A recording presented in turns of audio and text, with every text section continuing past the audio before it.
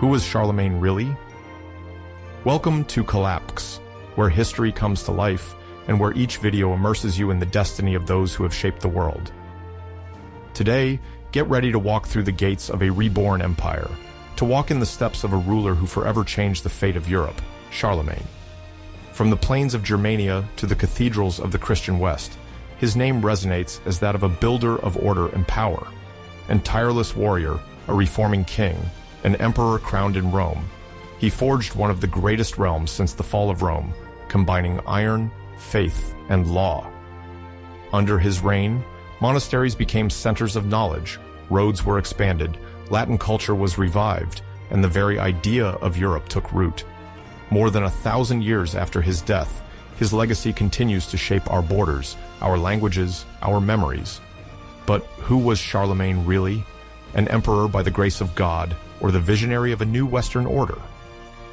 Before heading off on another adventure, don't forget to like the video and subscribe to the channel so you don't miss anything. Thank you and safe travels.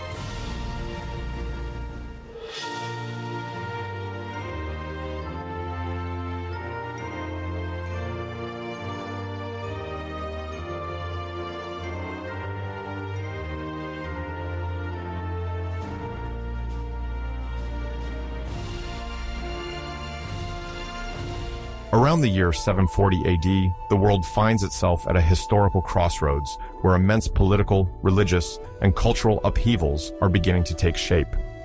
Peoples, empires, and kingdoms are evolving in an intricate web of alliances, rivalries, and trade exchanges. The flow of goods and ideas circulates over land and maritime routes connecting Europe, Africa, and Asia, allowing for the diffusion not only of exotic products, but also of innovative techniques and spiritual traditions.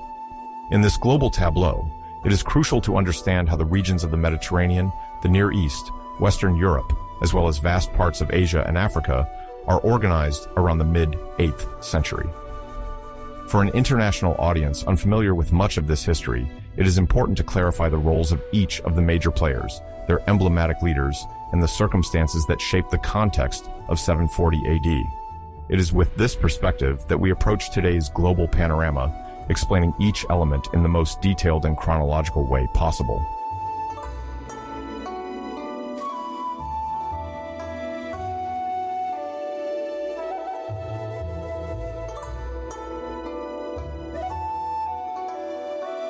At this time, the Mediterranean is a vital crossroads connecting 3 continents, Europe, Africa, and Asia. Bathed by waters used since antiquity for trade and diplomacy, it remains under the influence of powerful political entities vying for supremacy. In the Near East, a significant event has recently occurred. The Abbasid dynasty is in the process of taking control of the caliphate, ousting the Umayyads from the capital, Damascus. The Abbasids, self-proclaimed descendants of the Prophet Muhammad's uncle, Al-Abbas, rely on diverse support to consolidate their power. Their victory puts an end to Umayyad rule, begun in 661, and inaugurates a new era of cultural and administrative revolution.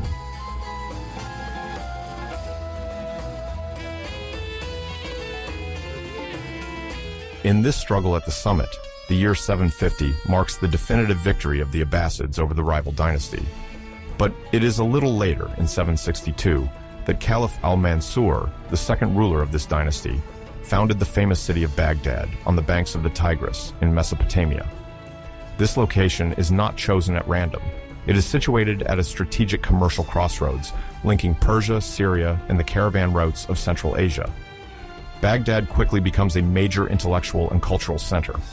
Scholars, poets, and theologians converge on this city, where translations of Greek, Persian, and Indian works are organized, fostering scientific effervescence. By 740, the idea of building a prestigious capital is already in the minds of the Abbasid leaders, even though the consecration of Baghdad occurs 2 decades later. However, the political dynamics preceding the city's founding already herald the prosperity of this nascent caliphate.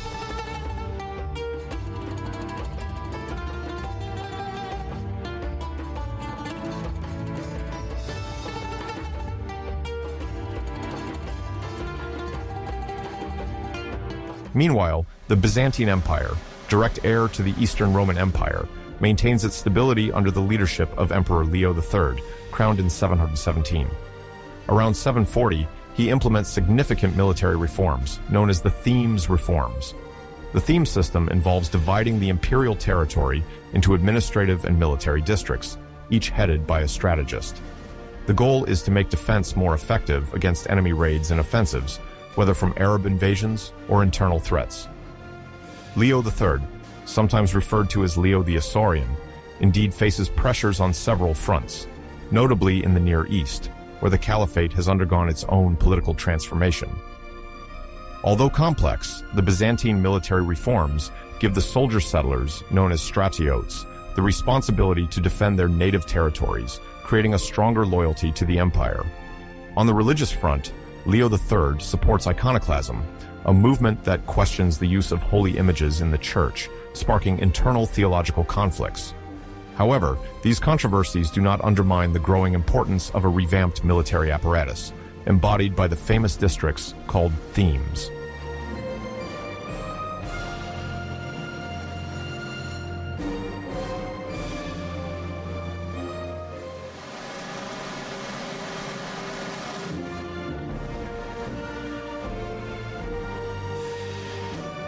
In Western Europe, the political landscape is very fragmented. The former Roman provinces have given way to various kingdoms and principalities, many of them arising from the great Germanic invasions or the reconquest of imperial territories by local dynasties. In the Iberian Peninsula, one finds Visigothic Asturian kingdoms, formed following the collapse of the Visigothic kingdom before the Umayyad conquest of 711. The term Visigothic Asturian comes from the fact that part of the former Visigothic elite took refuge in the mountainous lands of Asturias, in the north of the peninsula, after the fall of the Visigothic kingdom in 711-720. In this context, energetic and determined local leaders unite their forces to repel Muslim influence in the region. One of the major figures of the resistance is Pelagius Pelayo, who founds the Kingdom of Asturias. Even though, around 740, this kingdom remains modest and fragile, it plants a seed of reconquest destined to develop over the following centuries.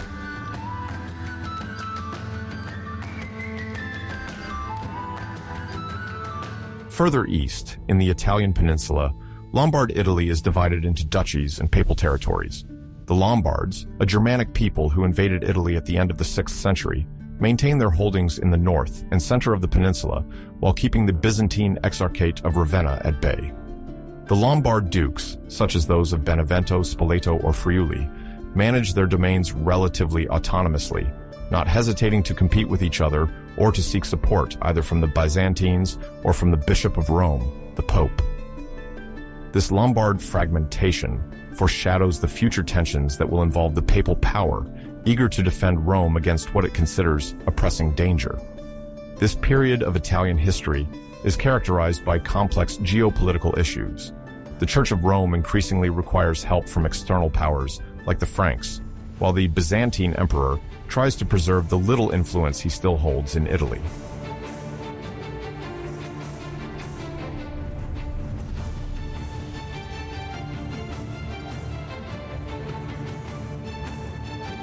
In the northwestern part of Europe, on the island of Britain, various Anglo-Saxon peoples have settled since the 5th century. They have gradually founded small kingdoms, such as Northumbria, Wessex, and Mercia, still independent of one another around 740. These kingdoms maintain fluctuating relations with each other, alliances, wars, diplomatic exchanges. Meanwhile, Christianity, introduced notably by missionaries from Rome or Ireland, takes root in these lands. Anglo-Saxon kings sometimes encouraged the building of churches and the establishment of monasteries to strengthen their authority and mark their religious commitment. Gradually, these monastic communities become centers of learning, foreshadowing the artistic and intellectual awakening that will spread more widely in the coming decades in Europe.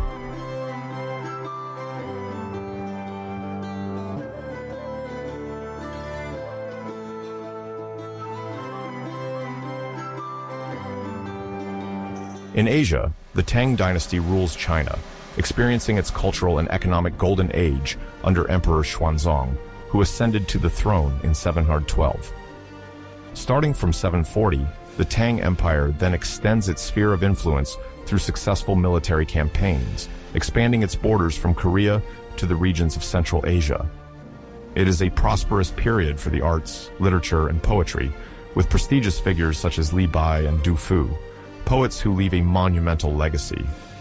Xuanzong also implements important administrative reforms, strengthening the imperial bureaucracy system where advancement is, in theory, achieved through examinations. He attracts to his court talented scholars and advisors tasked with energizing administration, taxation, and military logistics. However, despite this undeniable prosperity, the seeds of turmoil are sown, and in 755, the Anlushan rebellion breaks out, named after a general of Sogdian origin who defies imperial power. This revolt of considerable magnitude plunges the Tang Empire into a violent crisis from which it will take decades to recover.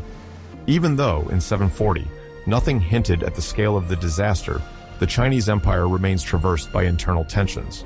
The court, frequently confronted with corruption, attempts to balance the authority of the emperor and that of the influential ministers.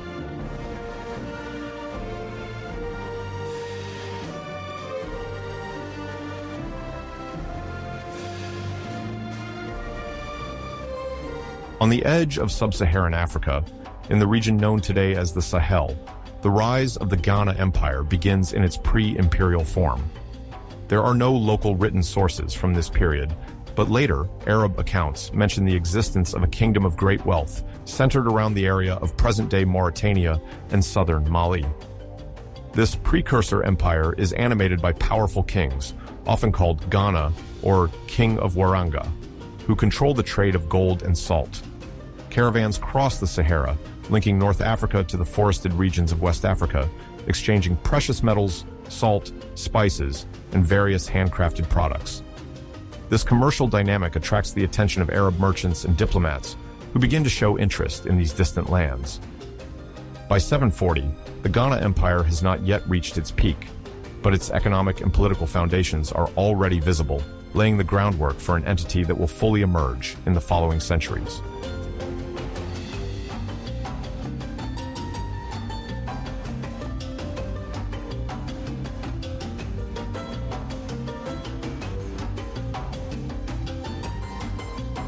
In the Yucatan Peninsula in Central America, it is the late classic period of the Maya civilization.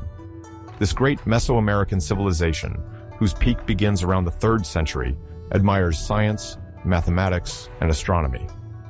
Around 740, several city-states such as Tikal, Palenque, or Copan are already powerful and dominate the surrounding regions. The Mayas develop an elaborate hieroglyphic writing system, allowing them to engrave on stone the exploits of their kings and the crucial dates of their cyclic calendar. The urban centers house temple pyramids, palaces, and vast plazas where complex religious ceremonies take place. The rulers present themselves as descendants and intermediaries of the gods, ensuring the prosperity of their cities through sacred rituals.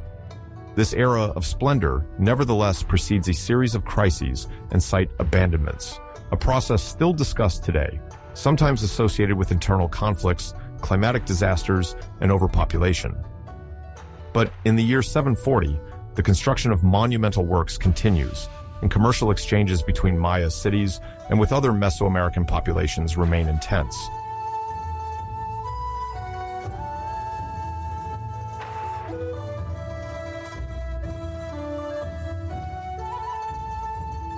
In the 8th century, several major trade routes structure the Old World's economy and allow the circulation of ideas, technologies, beliefs, and even artistic trends.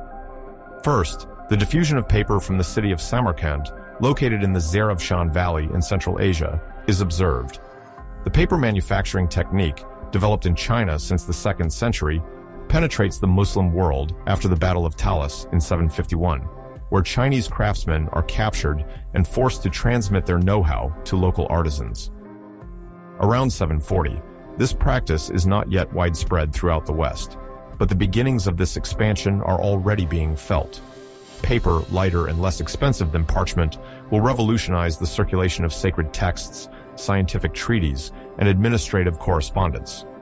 This technical advancement contributes to transforming the management of empires and promotes the birth of flourishing cultural centers such as Baghdad, where scholars copy and study manuscripts from all over.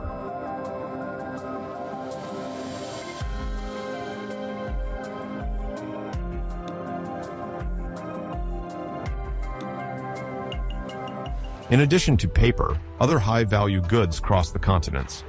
Chinese silks, once one of the best-kept secrets, reached the upper echelons of Byzantine and Arab societies. There are multiple trade routes, including the terrestrial Silk Road, passing through Central Asia and Iran, as well as maritime routes along the Indian Ocean, serving Chinese, Indian, Arab, and African ports. Further north, little-known routes connect the Baltic Sea and the Black Sea via the Volga, the great river of Russia.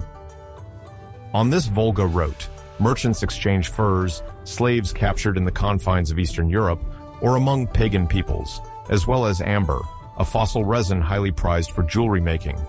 Slaves are a major component of this trade, fueling the markets of the Caliphate and the Byzantine Empire, where servile labor remains a considerable economic resource. The caravans and riverboats that ply these routes transport in return fabrics, coins, and exotic spices.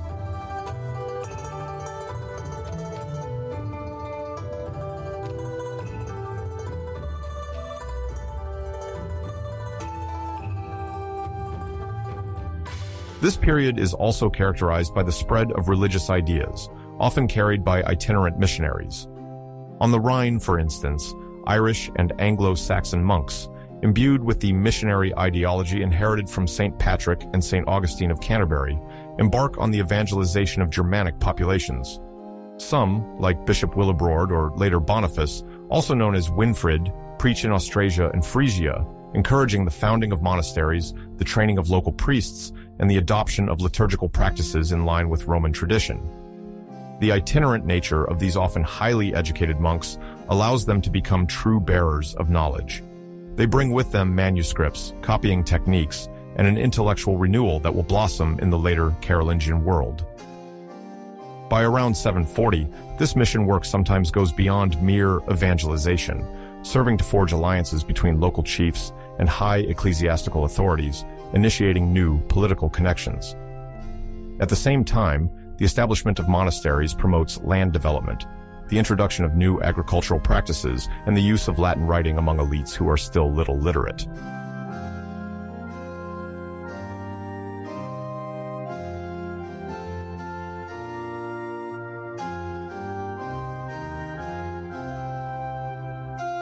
Finally, the complex mingling that characterizes this 8th century is not limited to just religious and commercial spheres. Technical innovations in agriculture, metallurgy, and construction circulate along these same routes to accompany economic development. The peoples settled in ancient Gaul and the British Isles, or in Germania, gradually share plowing techniques, tools, and carpentry skills. In some Mediterranean port cities like Alexandria or Constantinople, different communities coexist. Melkite Christians, Copts, Jews, Arab merchants, Greek employees of the Byzantine administration, each bringing their knowledge and languages. This cosmopolitan environment reflects the complexity of the world around 740 and how multiple influences overlap and intersect. Monasteries and princely courts echo both ritual and progress, while markets and caravansaries become crucial meeting places for the circulation of innovations.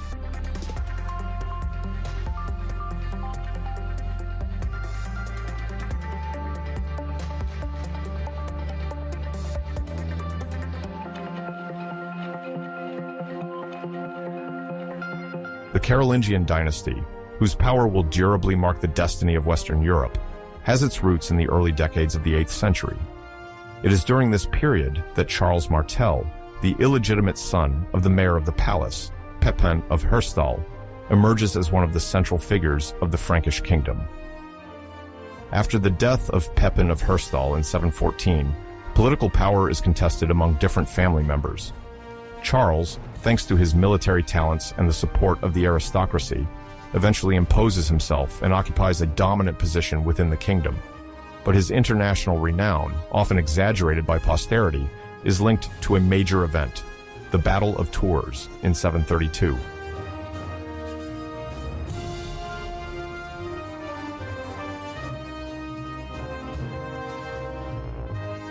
The Frankish kingdom, often called Regnum Francorum, at that time included territories extending across a large part of what is now France and Belgium. In the southwest, the Umayyad caliphs of Al-Andalus, settled in Cordoba since 711, exerted constant military pressure on the borders of the lands under Frankish influence. In 732, a Umayyad army, led by a governor named Abd al-Rahman al-Ghafiqi, crossed the Pyrenees and ravaged the region of Aquitaine. It was then that the troops of Charles Martel, reinforced by Aquitanian contingents, met and repelled the Umayyad army around Poitiers in what would become a founding episode of medieval European historiography.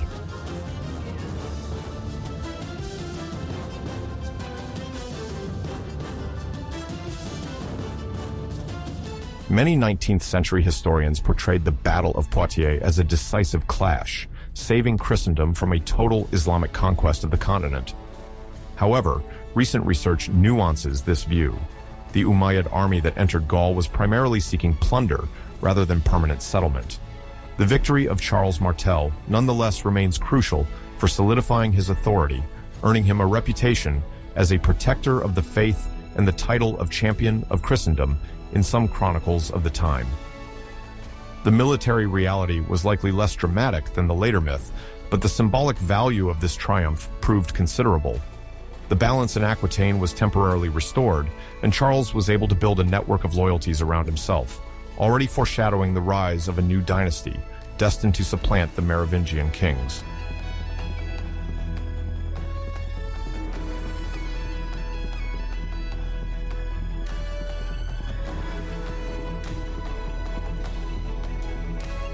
The power of the Umayyad enemy partly came from its control over the Iberian Peninsula. Nonetheless, Charles Martel, thanks to his military organization based on heavy cavalry funded by properties confiscated from the church and rebellious aristocracy, was able to maintain the region under Frankish influence. When Charles died in 741, he left behind a significant military and political legacy, paving the way for the rise of his sons, including Pepin, the future king of the Franks, and Carloman.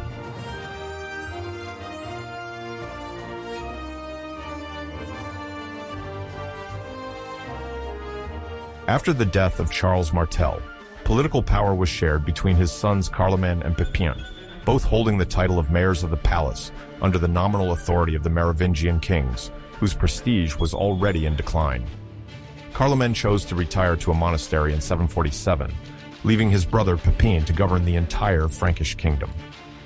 Pepin III, commonly known as Pepin the Short, quickly took advantage of the weakened state of the Merovingian sovereigns, a lineage founded by Clovis at the end of the 5th century. The Merovingian kings, often described as do-nothing kings in later chronicles, held only a ceremonial role, as the reality of power was in the hands of the mayor of the palace.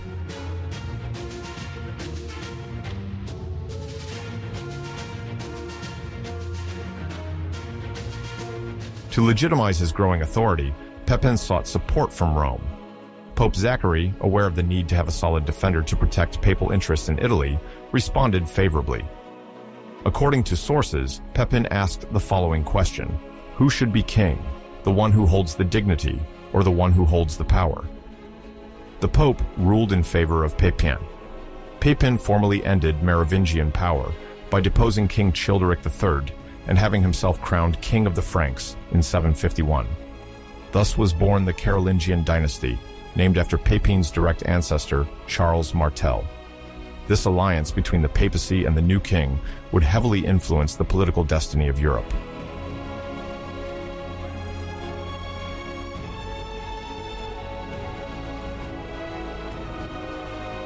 The ceremony of royal anointing, inherited from ancient biblical practices and adapted to the Christian world, conferred a new sacred character to the royal function. Pope Stephen II, Zachary's successor, even traveled to Gaul to renew this rite with pomp in 754. In return, Pepin committed to defending the territories of the Holy See threatened by the Lombards. For the papacy, Pepin became an indispensable protector, while his own royal status was adorned with divine prestige. Frankish bishops could hardly oppose a king thus consecrated, and this alliance between the Frankish throne and the See of Rome would reach its apogee under Charlemagne. It laid the foundations of a deep relationship between spiritual and temporal power, a scheme that would long mark the political culture of the region.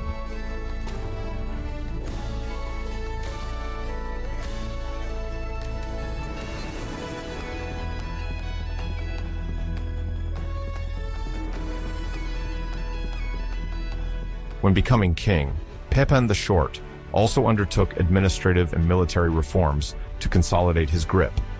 He surrounded himself with loyal advisors and relied on powerful vassals to effectively control the entire kingdom.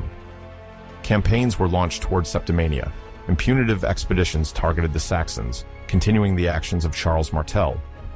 At the same time, Pepin protected several abbeys, including the monastery of Saint-Denis near Paris, which would become the traditional burial place of the dynasty. Upon his death in 768, he left a relatively unified kingdom with solid foundations, made prosperous by his ties with the church. All of this foreshadowed the formation of a vast empire under the rule of his eldest son, Charlemagne.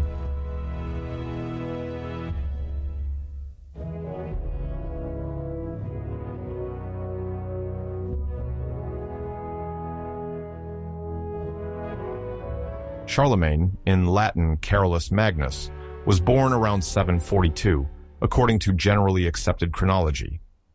The documents do not all agree on his place of birth, but Herstal or Jupile, in present-day Wallonia, is often mentioned. He was the eldest son of Pepin the Short and Bertrade of Lyon, better known by her nickname Berthe au Grand Pied. He grew up within an itinerant court, moving from residence to residence in accordance with the ways of the Frankish kings. His education, as conceived at the time, consisted mainly of a basic learning of reading in Latin, training in arms, and a familiarity with the spiritual role of power. Despite its relative simplicity, this education already surpassed what a large part of the Frankish nobility received, allowing him, once in power, to appreciate the value of intellectuals and to promote a cultural renaissance.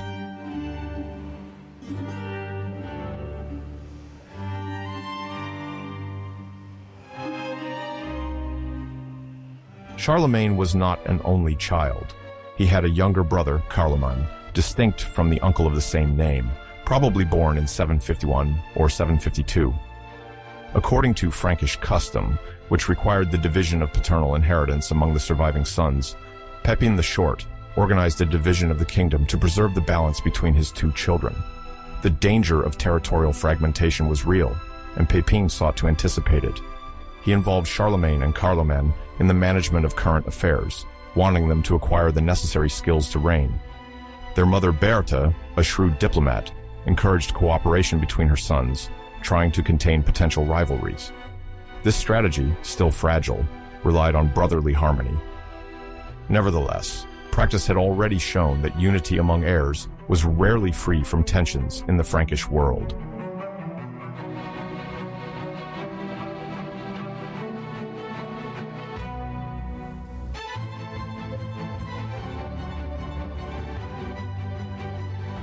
The origin of the name Carolus, which would later become Charles in French and then the nickname Charlemagne, has long piqued curiosity.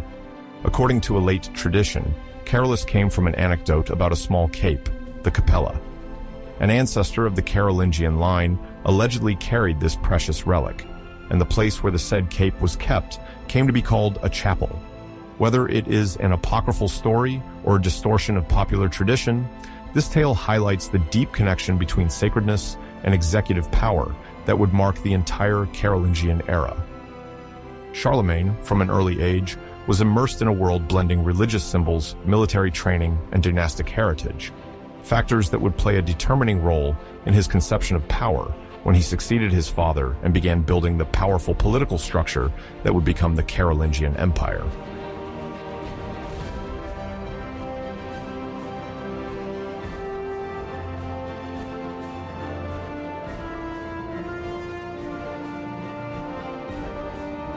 When Pepin III the Short, Charlemagne's father, died on September 24, 768, the Frankish kingdom was at a crucial turning point in its history.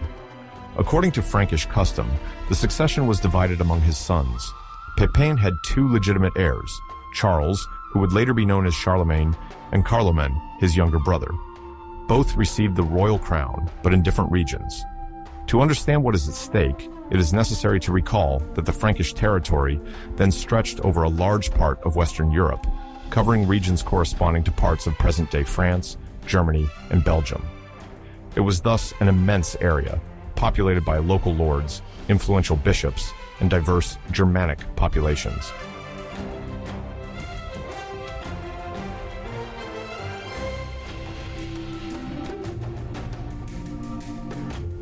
On October 9, 768, the two brothers are crowned kings during a ceremony that formalizes the division.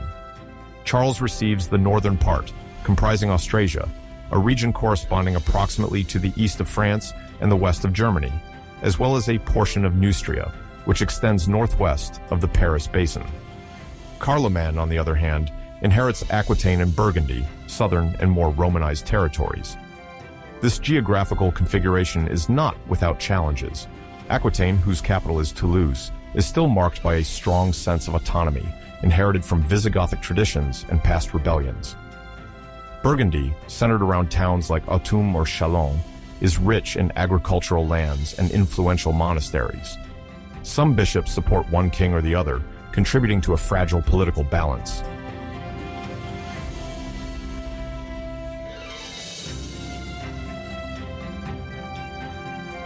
Although neighboring, the two kingdoms are separated by diverse regional identities, ancient rivalries, and complex military issues.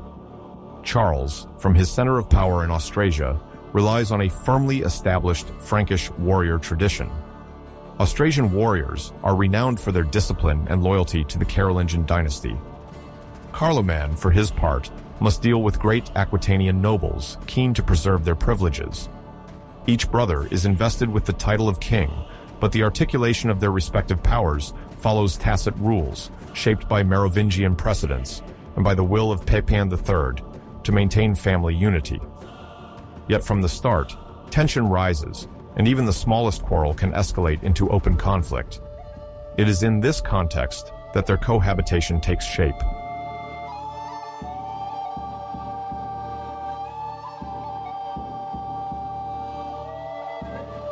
The first challenge Charles and Carloman face involves Aquitaine. Since the end of the Merovingian dynasty, this region has already experienced uprisings. In 769, a local revolt breaks out, led by chiefs who refuse the Carolingians' authority. Carloman, being the ruler theoretically in charge of this southern portion, faces a delicate military situation. He is inexperienced in direct troop command and struggles to rally local lords, sometimes wary. Charles, at the request of several Austrasians, considers lending his brother a hand, without getting too involved in an area that does not belong to him. Tensions mount. If Charles intervenes without Carloman's formal agreement, he risks offending his younger brother's pride and disrupting the succession order.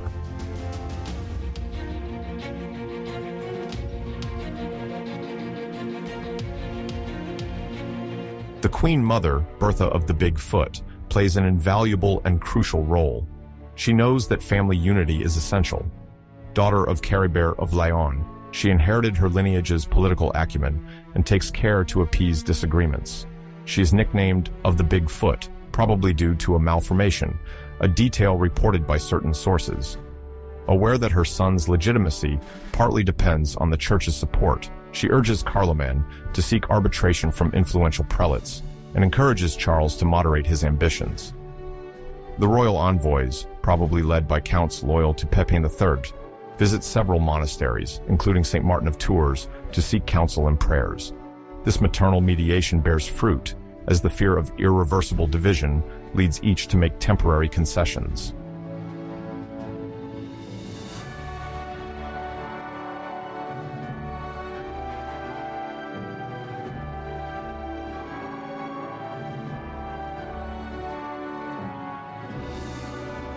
However, the tension doesn't entirely disappear. Carloman remains wary of his elder, fearing that Charles might seize any military weakness to claim Aquitaine or even a larger portion of the kingdom. For his part, Charles considers himself legitimately invested in a protective role concerning provinces threatened by uprisings. This divergence in interpreting royal power, coupled with personal ambitions, perpetuates a stormy atmosphere. Frankish annals indicate that, towards the end of 770, the two brothers exchange acerbic correspondence. Bertha tries to calm matters, but time does not favor a lasting compromise. The Aquitanian nobles send mixed signals. Some seek Carloman's support to maintain local autonomy, while others turn to Charles, seen as more energetic.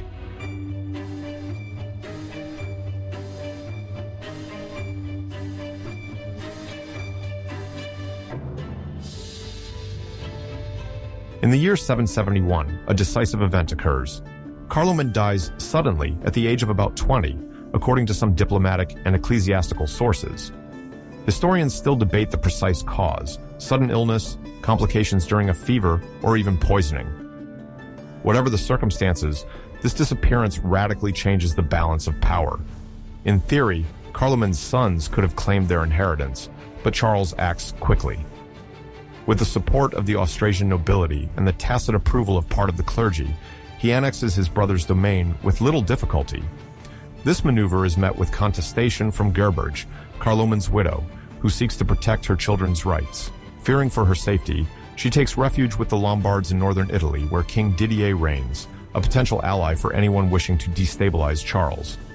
However, most of the great Frankish vassals prefer to side with Charles, judging that a regency ensured by Gerberge would be too weak. Thanks to skillful diplomacy and his reputation as an experienced war leader, Charles finds himself in a position of strength. He now assumes the Frankish kingship alone, thus laying the foundations of what will soon become a vast empire under his authority.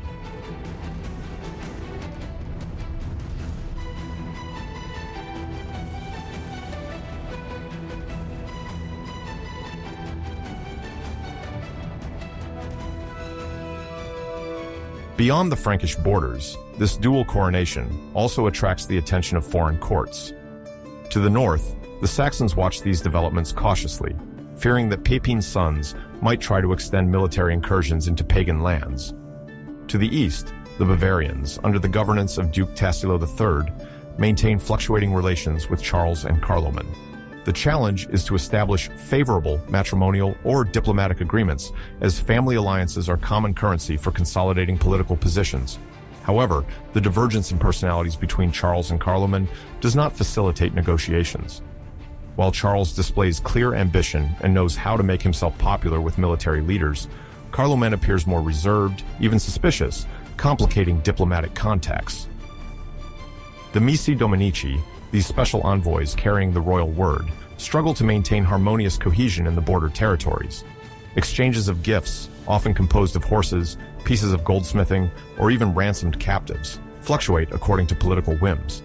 However, contemporary chroniclers agree on one fact. Despite internal tensions, the Carolingian dynasty still enjoys great prestige abroad, partly thanks to the image of unified power bequeathed by Pepin III.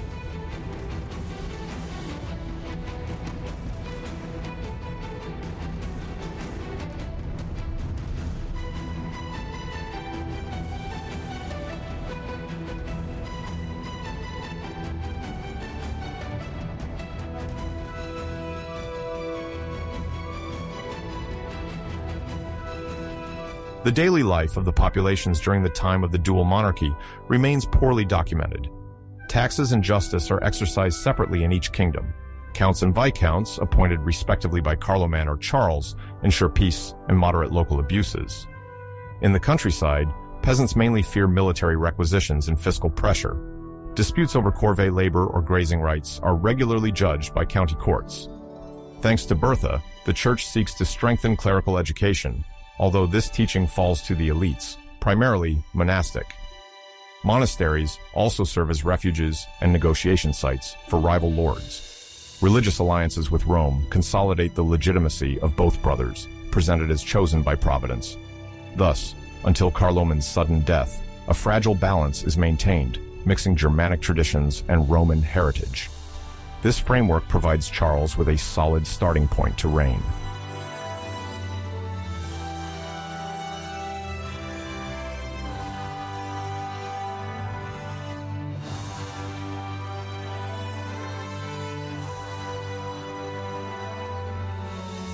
In the early 770s, Italy is divided among different powers, among which the Lombard kingdom, led by King Didier, stands out.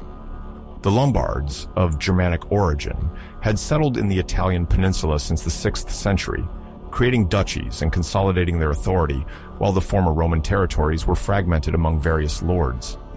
In this configuration, the papacy, focused on Rome and its surroundings, tried to maintain its independence, pressured on all sides by potential adversaries. The Pope at the time, Adrian III, faced a growing threat. The Lombards, well established in the north of the peninsula, looked longingly toward Rome and did not hesitate to use military pressure to increase their territorial grip.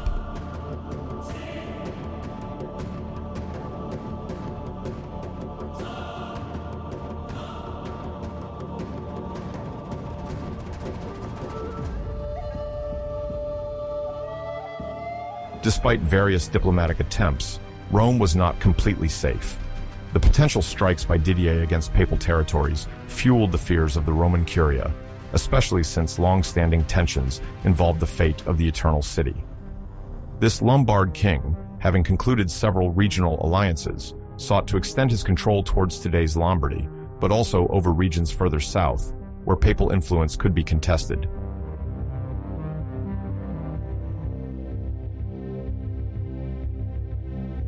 Pope Adrian I, aware of the danger, sought external support strong enough to contain Lombard ambitions. Over the years, previous pontiffs had already tried to associate with the nascent Carolingian dynasty, particularly under Pepin III the Short, Charlemagne's father. Now, Charlemagne, the sole king of the Franks after the death of his brother Carloman, possessed formidable military forces. The traditional relations between the Frankish kings and the Holy See, strengthened by the episode of Pepin's donation, offered a solid foundation to formalize a new pact. After receiving calls for help from Adrian III, the Frankish king decided to intervene and cross the Alps at the end of 772 in order to assist the Pope and strengthen his own position in Europe.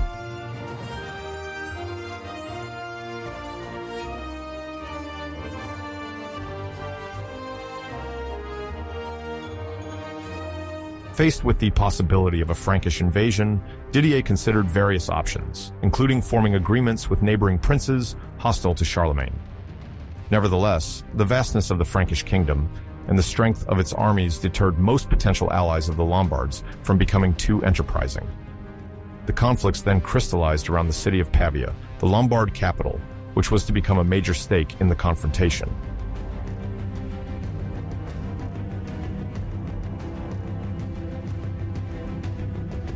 In 773, Charlemagne began his campaign against Didier by heading directly towards Lombard territories. His plan was methodical. First, isolate the capital, Pavia, before subduing the other citadels affiliated with Lombard power. Known for his discipline and organization, the Frankish army advanced step by step, controlling the Alpine passes and securing the roads that allowed the supply of food and reinforcements to advanced positions.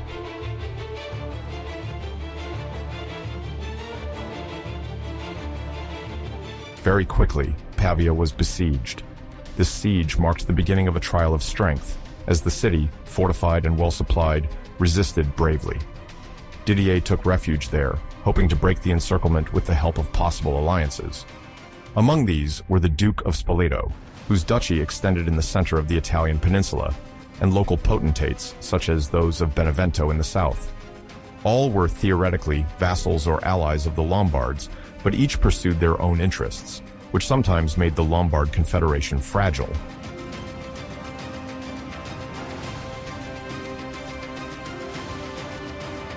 Charlemagne, on his part, tightened the noose.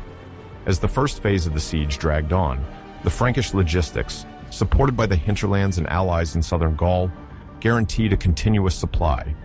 This solidity allowed the Franks to maintain pressure. Several months passed, and Pavia's defense waned. Seeing that escape routes were diminishing and potential reinforcements from Spoleto or Benevento were delayed, Didier realized that the city would eventually fall unless he found another tactic.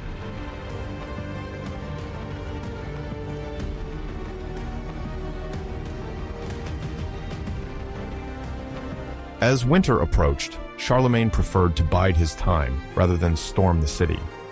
Direct combat could have cost many lives and complicated his future relations with the local population he now planned to govern. Finally, after a harsh period of confrontation and resistance, Pavia fell at the beginning of 774. Didier, defeated and bereft of support, was captured. According to Frankish chroniclers, he was sent to a monastery and spent his remaining days in relative obscurity. This military success of Charlemagne signaled the general submission of the Lombard kingdom.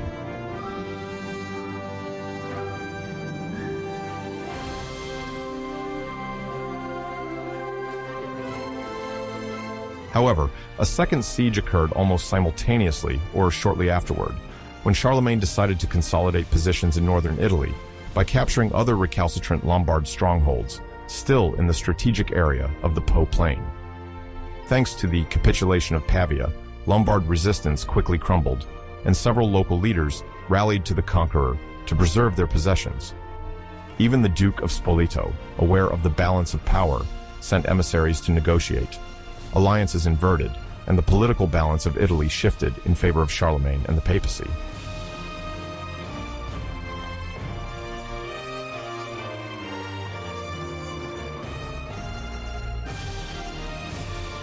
With the defeat of Didier, Charlemagne found himself in a position to claim the title of King of the Lombards, a decisive step for European history. According to tradition, he would have donned the famous Lombard Iron Crown, a circular diadem adorned with a metal band reputed to contain a nail of the Passion, a symbol of legitimacy for anyone claiming the Lombard throne. The act of donning this crown was very significant, as no Frankish ruler had yet succeeded in proclaiming himself King of Italy. The event marked the first more or less stable union between the Transalpine and Frankish territories since the fall of the Western Roman Empire, establishing a new political framework on the continent.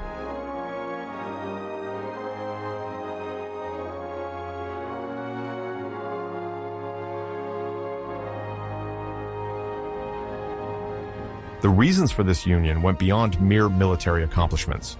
For Charlemagne, seizing the Lombard kingdom meant consolidating a commercial and strategic crossroads open to the Mediterranean. Furthermore, the religious sphere took on full importance here.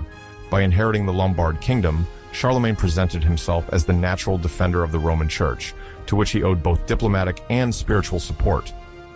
Pope Adrian I, relieved to see the Lombard enemy defeated, did not hesitate to recognize Charlemagne and support him in his takeover of the Italian peninsula.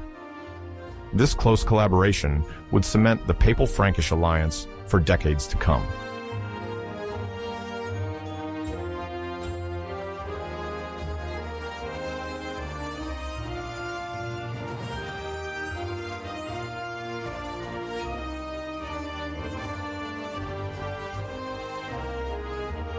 With his new title of King of the Lombards, Charlemagne could also act as an arbiter on the internal affairs of the peninsula, influencing, for example, the destinies of duchies that were once autonomous. The populations, long subjected to incessant rivalries between lords, gradually saw the emergence of a more centralized authority. Although the transition wasn't immediate, the idea of a vast empire that Charlemagne would continue to forge in the coming years was on the horizon. This enhanced status would also serve him symbolically.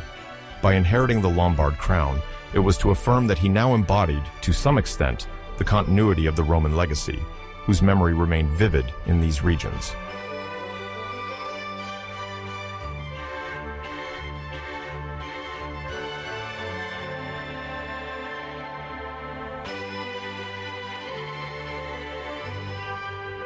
During the siege of Pavia, an anecdote illustrates the religious respect Charlemagne had to display to legitimize his conquest.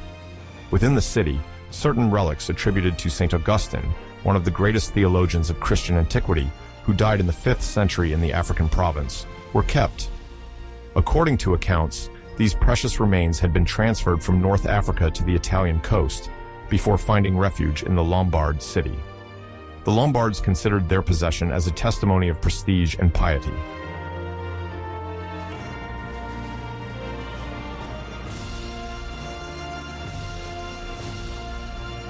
When Charlemagne laid siege to Pavia, he promised to spare these relics, demonstrating his willingness to protect the Christian spiritual heritage. After the capitulation, he kept his word, reinforcing his aura as a pious sovereign and defender of the church.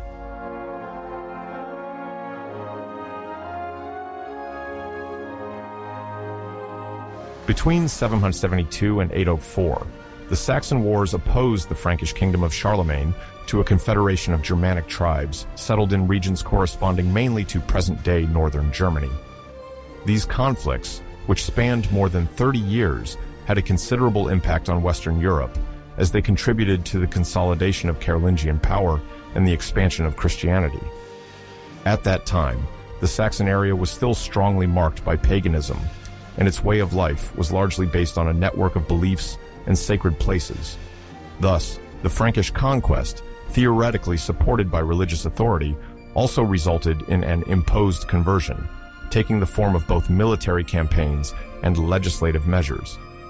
This confrontation symbolized a true clash of generations, as many Saxon families saw their sons marching under the banner of resistance, while their lands were remodeled by the Carolingian order.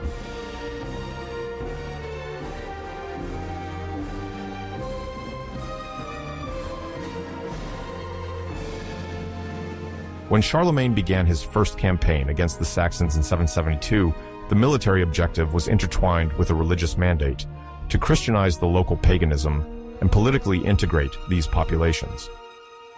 One of the significant events of that year was the destruction of the Irminsul sanctuary, a sacred pillar that, according to Saxon tradition, supported the celestial vault and symbolized the strength of their collective identity.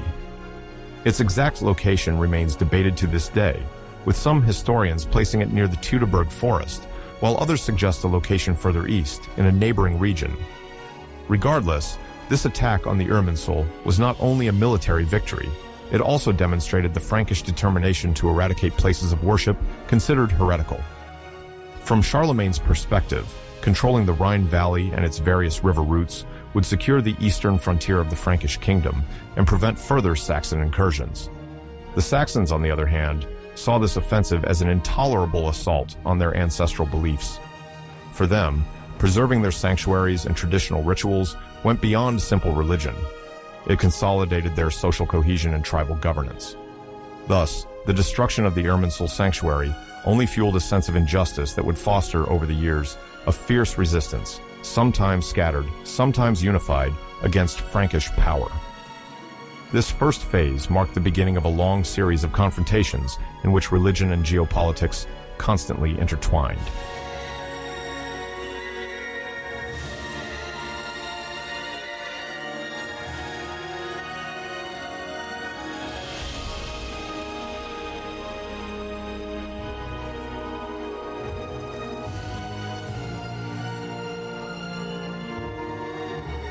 As the Frankish pressure intensified, a Saxon leader named Widukind emerged as an emblematic figure of resistance. Very few direct sources precisely describe his origin, but his rise is attested as early as 777-778, when he appeared at the head of various warrior bands. His goal was clear: to organize the defense against Frankish invasion and preserve the Saxon way of life. Over the course of the campaigns, Widukind became a symbol of unity, rallying around him local leaders often divided by tribal rivalries. In 782, Charlemagne enacted what is sometimes called the Edict of the Haracaris, a set of harsh measures repressing any Saxon rebellion and imposing conversion to Christianity on pain of death. This measure, confirmed in various capitularies, demonstrates the radicalization of Carolingian policy. Henceforth, not only was armed revolt punished, but even the slightest persistence of pagan cults could lead to severe reprisals. The most tragic example of this hardening was the massacre of Verden in the same year, during which thousands of Saxons, according to some chronicles, were executed for participating in an insurrection. Whether exaggerated or not, this estimate reflects the fear Charlemagne wished to instill in the local populations. The conflict between Widukind and Charlemagne reached its climax in 785, when Widukind, after a phase of uninterrupted struggle, ended up being baptized under mysterious conditions. According to tradition, he was even received by Charlemagne as a godfather. This gesture seemingly signed the submission of the main Saxon leader to Frankish authority and symbolized the official adoption of Christianity by part of the Saxon elite. However, Pacification remained fragile, as other leaders could take over, and the population still aspired to preserve its traditions. Widukind's baptism, perceived as a major shift, did not prevent the continuation of clashes, although their intensity fluctuated with punitive expeditions and negotiated truces.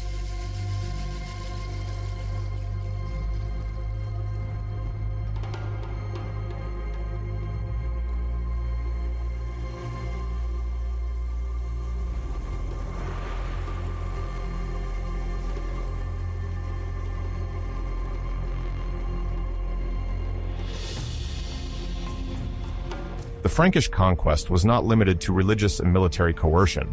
It was accompanied by the gradual establishment of institutions aimed at administrating and Christianizing Saxony over the long term. Bishoprics were thus founded or reinforced, notably in Bremen and Paderborn, to serve as missionary bases for Frankish clerics and to spread the Christian faith in regions still largely pagan. The bishops, vested with both spiritual and administrative power, played a crucial role in the establishment of the church and the oversight of local populations. In parallel, the tithe system, an ecclesiastical tax levied on crops and livestock, was gradually introduced, forcing Saxon farmers to finance, sometimes against their will, the new religious institution. Politically, Charlemagne appointed Frankish counts in the conquered territories, entrusting these officers with upholding Carolingian order and administering justice according to royal capitularies. This administrative transformation fostered the networking of an elite loyal to the sovereign while marginalizing the former Saxon clan chiefs. However, despite the establishment of these structures, Christianization remained a slow and uncertain process, dependent on the willingness of the local populations to adopt, sincerely or opportunistically, the new rites. Missionaries, often of Anglo-Saxon or Irish origin, sought to adapt their teachings to make them more accessible to Germanic mentalities. On the ground, it was not uncommon to see religious syncretism develop, where the cult of Christian saints temporarily coexisted with certain pagan beliefs. This phase of colonization, both religious, political, and cultural, was part of a vast Carolingian effort to standardize the entire kingdom around Catholic principles and a nascent feudal organization.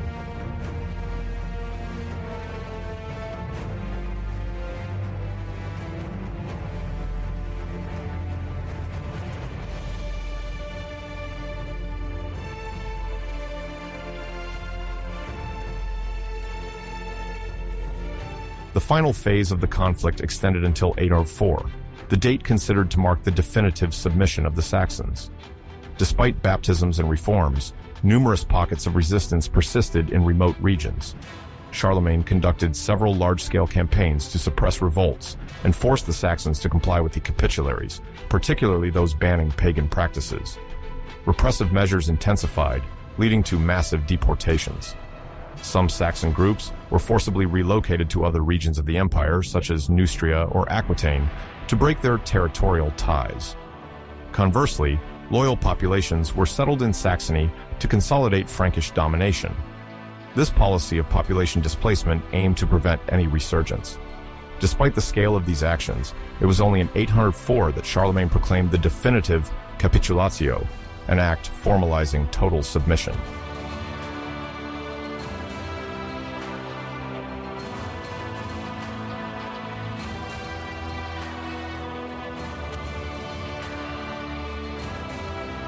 In the documentation, this term refers to the conclusion of an agreement marking the end of hostilities and Saxony's adherence to the Carolingian order.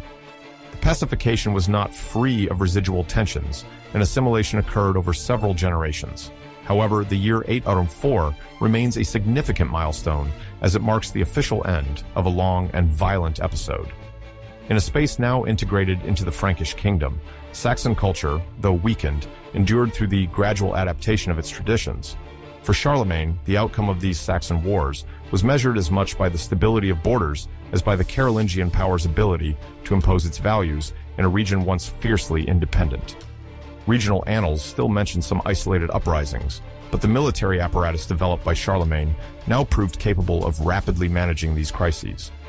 The memory of Widukind remained alive among some compatriots, fueling nostalgia for a warrior and independent past. Nevertheless, the Frankish victory was sufficiently significant to durably seal the political horizon of Saxony and reinforce imperial authority throughout the nascent Germania.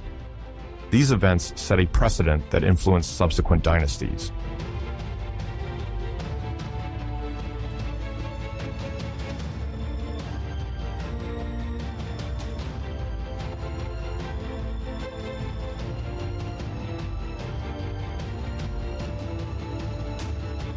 In 778, Charlemagne, king of the Franks, ventured beyond the Pyrenees to extend his authority.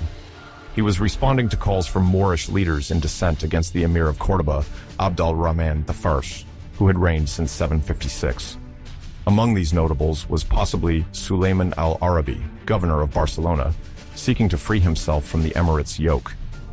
Charlemagne saw this as an opportunity to establish a foothold in Hispania and contain the Umayyad influence present on the Iberian Peninsula since the early 8th century. Confident in his military strength, he hoped to capture Zaragoza, a strategic location in the northeast, thus laying the first cornerstone of a Frankish zone south of the Pyrenees.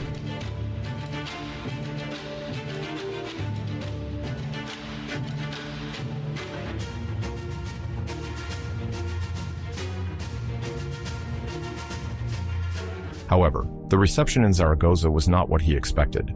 The local elites refused to submit, fearing a Frankish tutelage more burdensome than that of the emir. Charlemagne then realized the fragility of his Moorish alliances, whose internal rivalries did not guarantee lasting support. The Frankish army, with limited logistics, could not lay siege to the city indefinitely. Faced with the risk of an Andalusian counteroffensive, the Frankish king preferred to order a retreat. It was during this withdrawal that the ambush at Roncesvalles occurred, in the province of Navarre.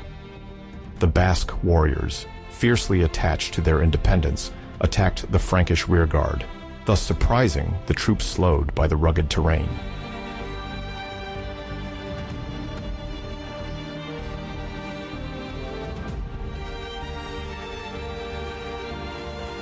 Roland, Count of the Breton March, died in this combat. His bravery would later inspire the Song of Roland, an epic poem extolling loyalty and Christian pride. Although, militarily, the ambush at Roncesvalles had no major strategic consequences, its symbolic resonance would be immense for posterity. The Basques withdrew immediately after their foray, while Charlemagne, intent on preserving the bulk of his forces, continued his retreat northward.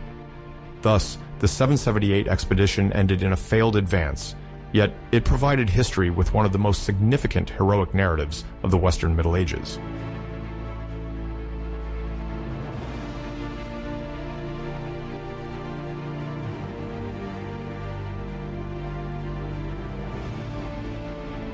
Yet, this initial failure did not extinguish Carolingian ambitions south of the Pyrenees. Aware of the importance of establishing a buffer zone, Charlemagne gradually created the Spanish March, a military and administrative entity designed to protect the Frankish kingdom from threats coming from Al-Andalus.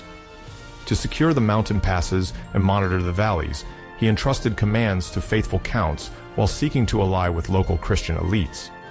The idea was to consolidate Frankish control step by step by capturing key places and negotiating or forcing the submission of cities.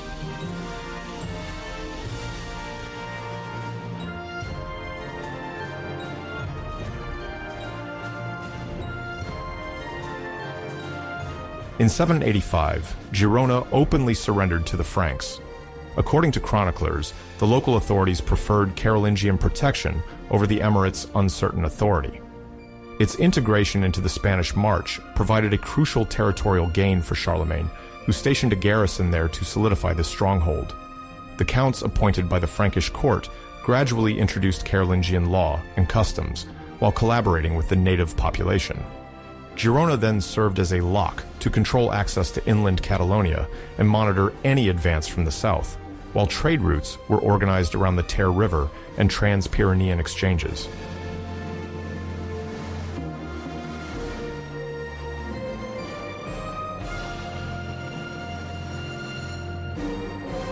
In 801, the capture of Barcelona marked the pinnacle of the Frankish conquest in Catalonia. During a long siege, the Carolingian troops encircled the city while blocking the port to prevent any maritime resupply. Despite pleas for help sent to Cordoba, the Muslim garrison received little support. Eventually, the besieged capitulated, delivering the city to the victors. Barcelona then became the seat of a county under Charlemagne's direct control. With its strong walls and coastal position, the city served as a springboard for future military and commercial operations, consolidating the Spanish March as a true Carolingian bastion.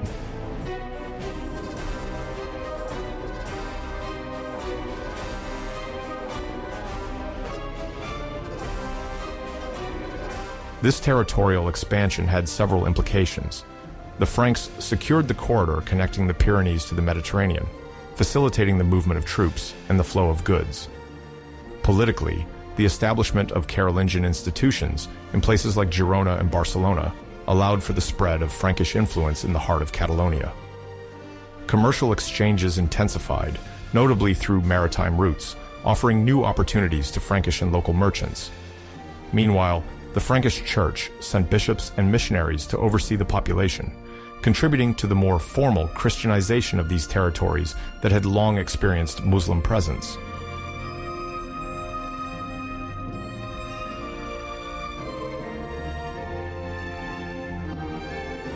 In the south, the Emirate of Cordoba, founded by Abd al-Rahman I, remains a powerful adversary. After 778, the Umayyad rulers consolidate their grip on Al-Andalus. Yet, some local factions maintain occasional contacts with the Franks, hoping to benefit from fleeting alliances to weaken central authority. In this context, diplomacy becomes a weapon. Charlemagne's negotiators and those of Cordoba regularly exchange captives and embassies, sometimes avoiding bloody conflicts. Traders, both Christian and Muslim, cross the border areas, circulating goods, ideas, and sometimes sensitive information. Thus, the vigor of the emirate does not prevent the existence of a permeable frontier and reciprocal dealings.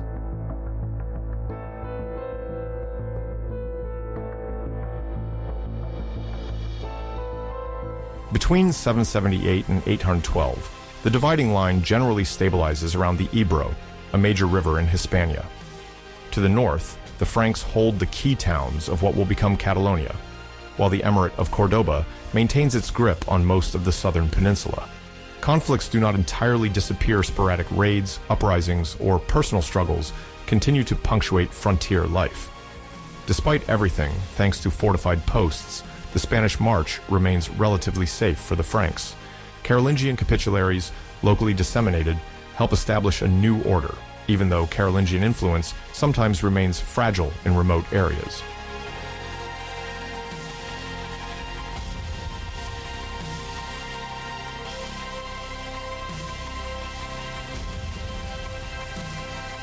At the end of this period, Charlemagne's Pyrenean Hispanic expansion proves decisive for the assertion of Carolingian power. Although the 778 attempt in Zaragoza failed, the ambush at Roncesvalles and the death of Roland forged a lasting myth. Subsequently, the founding of the Spanish March and the victories of Girona in 785, and then of Barcelona in 801, consolidate a relatively stable frontier. The diplomatic exchanges with the Emirate of Cordoba, blending captivity and negotiations, sketch a fluctuating balance on either side of the Ebro.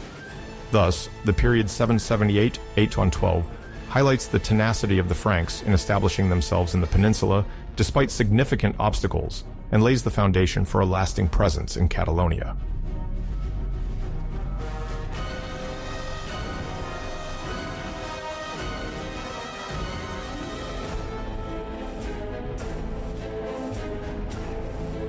Militarily, the construction of fortresses and watchtowers in the Spanish March reflects the Frankish adaptation to Iberian realities. The garrisons, composed of Frankish soldiers, but also of local contingents, ensure the control of Pyrenean passes and dissuade skirmishes from the south.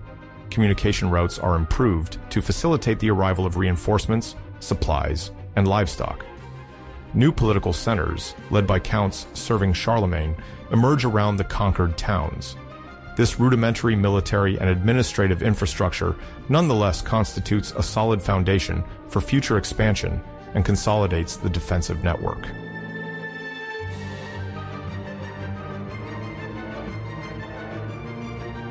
Relations with Cordoba oscillate between hostility and pragmatism. The Umayyad princes, concerned with their own internal troubles, sometimes send emissaries to the Frankish court to negotiate the release of soldiers or officials held prisoner. Charlemagne, for his part, hopes to avoid a large-scale war on this front, preferring to devote his resources to other European campaigns.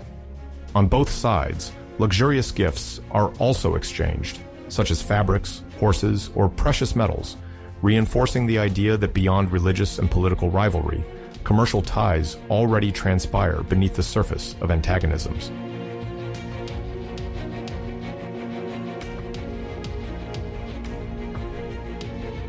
The late 8th century sees Charlemagne, king of the Franks, turning his attention to the east of his kingdom.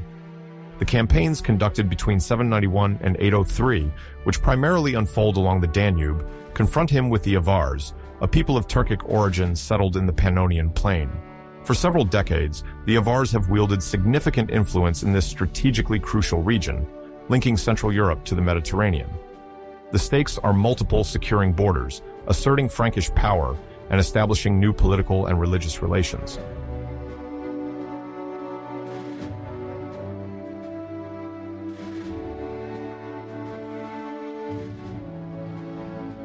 Before undertaking these expeditions, Charlemagne is already well aware of the necessity to consolidate his authority in this area.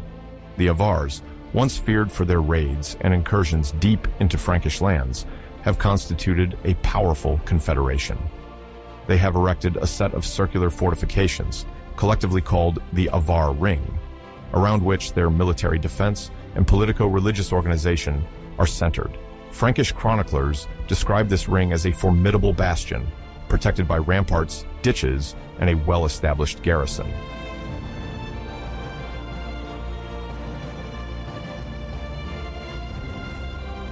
In 791, according to Frankish sources like the Annales Rani Francorum, Charlemagne launched a vast expedition in the Danube region. This campaign, prepared for a long time, logically organized itself around two axes. The first from Bavaria, under the direct command of Charlemagne, and the second from Lombardy, under the responsibility of his son Pepin of Italy. The objective was to encircle the main Avar strongholds, isolate them, and force their surrender. The Frankish forces were supported by Bavarian and Lombard contingents who followed the river to penetrate deep into Avar territory.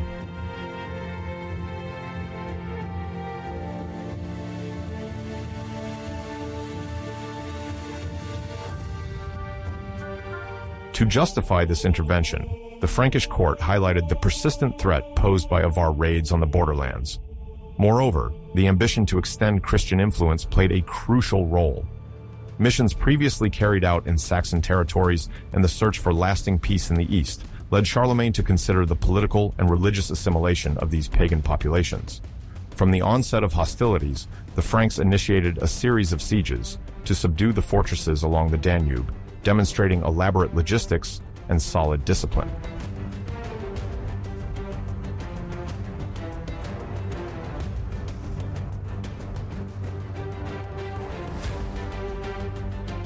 The capture of the Avar Ring represented the peak of this series of campaigns.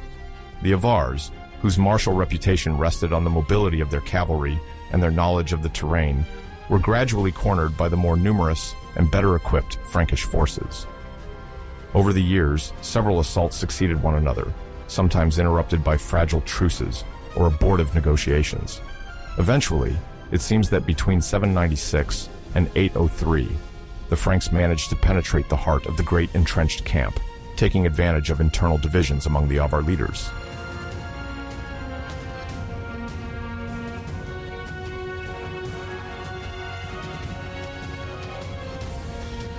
The fall of the ring marked a turning point in the history of this region. The Franks penetrated the successive enclosures of the Avars and discovered a colossal treasure, amassed over time through tributes imposed on their neighbors and loot brought back from their previous expeditions. Frankish historiography particularly emphasizes the abundance of precious objects, jewelry, ornate weapons, gold and silver tableware, oriental fabrics, and rare stones. These riches, carried back to the west, served to reward the loyalty of Frankish aristocrats and to finance new campaigns, thus consolidating Charlemagne's grip on his army.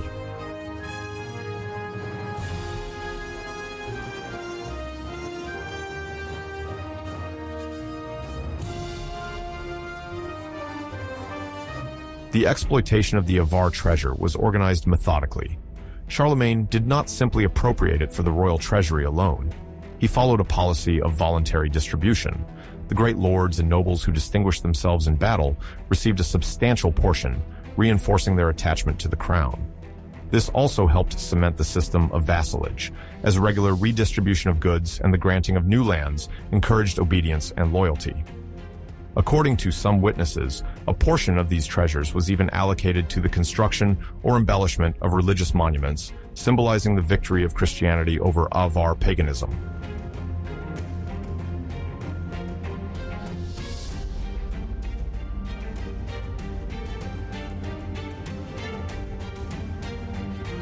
Parallel to these military successes, Charlemagne endeavored to organize the administration of the conquered territory. Several Frankish counts and bishops arrived on site to impose the governmental structures typical of the Carolingian Empire. The county system, already implemented in northern Italy and other subjected regions, was extended to the Danube basin. Measures were taken to levy taxes, demand military labor, and promote Christianization. Itinerant priests circulated, supported by older monasteries established in Bavaria, gradually instilling a new dynamic in the recently subdued countryside.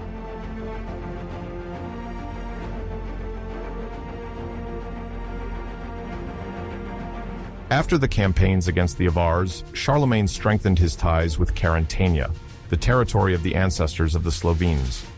The local chiefs, aware of the benefits of a Frankish alliance, negotiated their integration into this new system. In exchange, they obtained protection, logistical support, and the guarantee of political stability. Based on treaties confirmed at Carolingian assemblies, Carantania gradually integrated into the empire. Charlemagne invested not only forces, but also religious frameworks to structure the country's organization sustainably.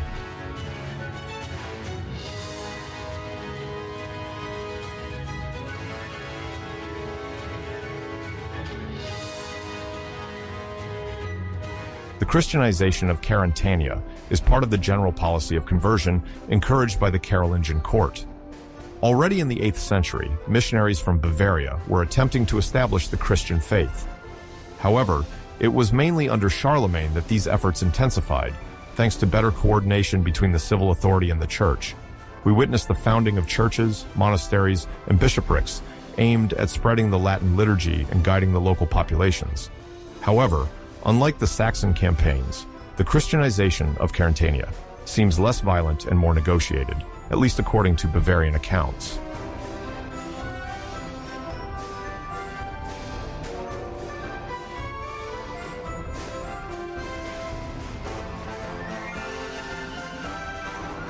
The establishment of the archiepiscopal seat of Salzburg is one of the major milestones of this dynamic. Salzburg, an ancient Roman city named Juvavum, already had a solid ecclesiastical history.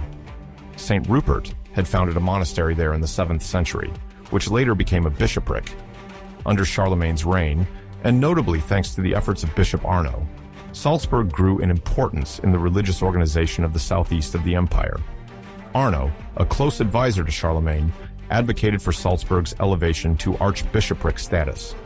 He succeeded in his efforts, and this decision led to the affirmation of Salzburg's metropolitan authority over Carantania and the surrounding territories.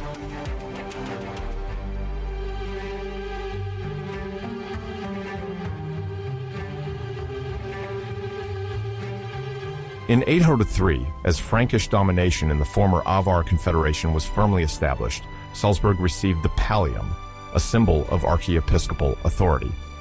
This granted the city the right to organize several suffragan dioceses, or dioceses dependent on its authority. Among these new dioceses or ecclesiastical districts, some covered the Carantanian regions.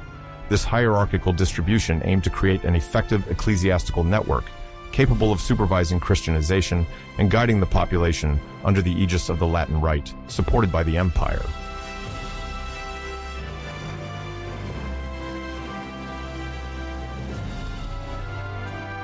Carantania, now increasingly under the influence of Salzburg, gradually adopted feudal structures inspired by the Frankish model. Local elites integrated into the Carolingian system swore an oath of loyalty to the king, then to the emperor, and were entrusted with administrative or military duties. In the villages, Bavarian or Frankish priests spread the Latin language in religious services, while the local Slavonic gradually lost its place in the official liturgy. This transformation was slow, as cultural distinction remained strong, but it laid the foundations for the political and religious evolution of what would become medieval Slovenia.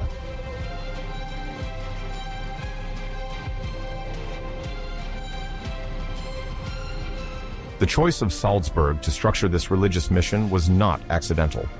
A transit city on the route connecting Germania to Italy, it benefited from a growing cultural heritage. Its St. Peter's Monastery, one of the oldest among Germanic territories, was renowned for its library and scriptorium. Under the aegis of the Frankish kings, Salzburg became an active intellectual hub, fostering the training of the missionary clergy.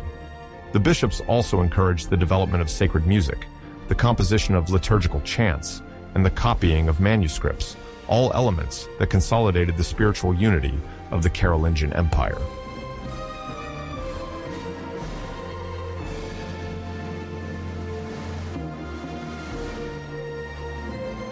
From a strictly political point of view, the submission of the Avars and the gradual integration of the Carintanian Slavs into the Frankish orbit contributed to securing the eastern border of the empire. Attempts at rebellion persisted, particularly among exiled or non-submitted Avar factions. Some analysts still mention sporadic unrest at the beginning of the 9th century, evidence that Carolingian authority was never complete.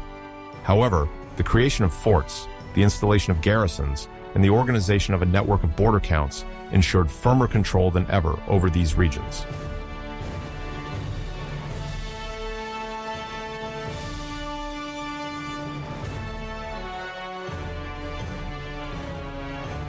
The period from 780 to 814 AD corresponds to a crucial phase in the reign of Charlemagne, the Frankish sovereign who ruled over a vast territory covering Western Europe and Italy. He implemented administrative and legislative measures intended to strengthen the cohesion of his empire and organize the management of domains. Several capitularies, including the Capitulary of Vilis, as well as the institution of the Missi Dominici, the monetary reform, and the revision of laws, illustrate his desire to establish a stable and effective order.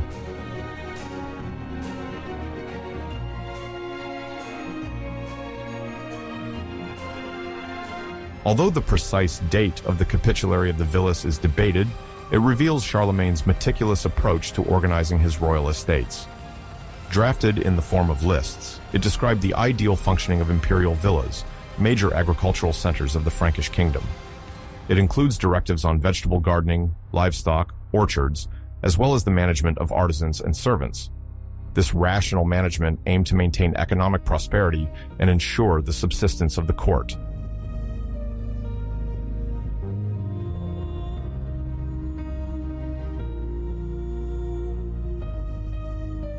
The text placed particular importance on vegetable cultivation, with crops like cabbages, beans, or leeks, intended for both the royal table and surplus. The fruit trees, including apple and pear trees, receive similar attention, ensuring a variety of fruits on the estates. This focus on gardens and orchards reflects the care the Carolingian power devoted to abundant and varied agriculture, ensuring the sustenance of the palace.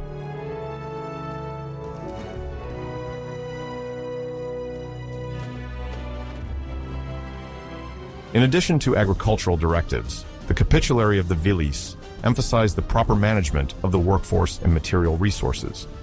Charlemagne and his advisors specified, for example, the necessity of keeping a precise inventory of tools, draft animals, and all equipment essential for farming.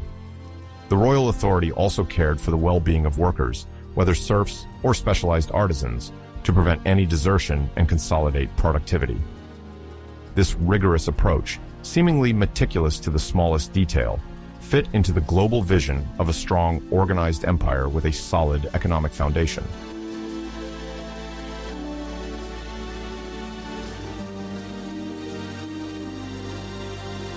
Alongside this estate organization, Charlemagne relied on another pillar of his administration to ensure the empire's cohesion, the Missi Dominici. Emerging gradually, this institution was formalized during the Carolingian period to address the weaknesses of local control. The Missi Dominici were the king's emissaries, generally dispatched in pairs, pairing a count with a bishop. Their mission was to travel the counties to enforce the capitularies, supervise tax collection, and ensure the loyalty of the aristocracy. This system, a true link between the royal center and the regions, guaranteed a unified authority despite the vastness of the territory.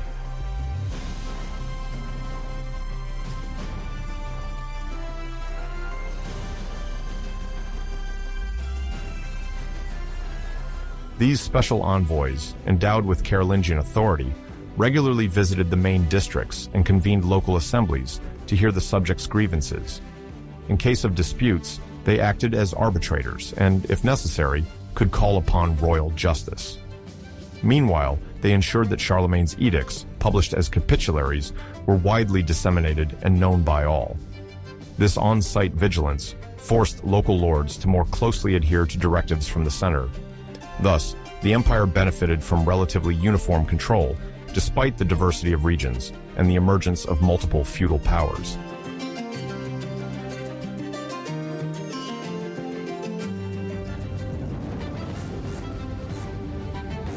While the Missi Dominici ensured the implementation of central decisions, the monetary reform marked another turning point in Charlemagne's internal administration. The minting of a silver penny, associated with the formula Renovatio Monetae, responded to the desire to unify and stabilize the currency throughout the kingdom. Previously, the multiplicity of mints and the presence of coins of varying weights or alloys caused great confusion in commercial exchanges. By issuing a Frankish denier of more regular alloy, the Carolingian power intended to foster economic confidence, reduce fraud, and facilitate tax collection.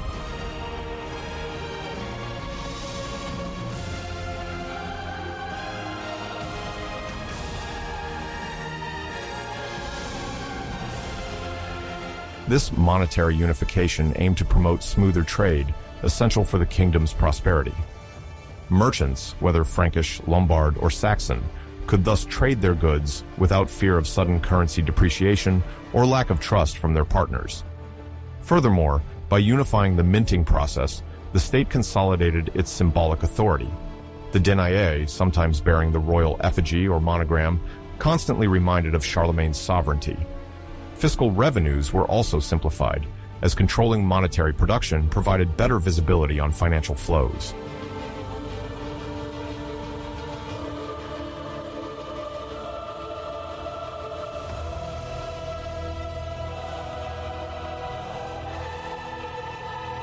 Certainly. Here is the translated text. One of the central points of Carolingian administration was the management of justice and the revision of legislative codes. Charlemagne inherited a disparate set of traditions, including Salic, Lombard, and even Visigothic Frankish laws integrated after territorial expansions. Concerned with ensuring a certain legal order, he undertook, with the help of his ecclesiastical and lay advisors, to compile and harmonize these provisions by promulgating new capitularies. The idea was to allow regional specificities to coexist while ensuring the supremacy of the royal will, supported by the Christian religion, and the need to maintain peace within the empire.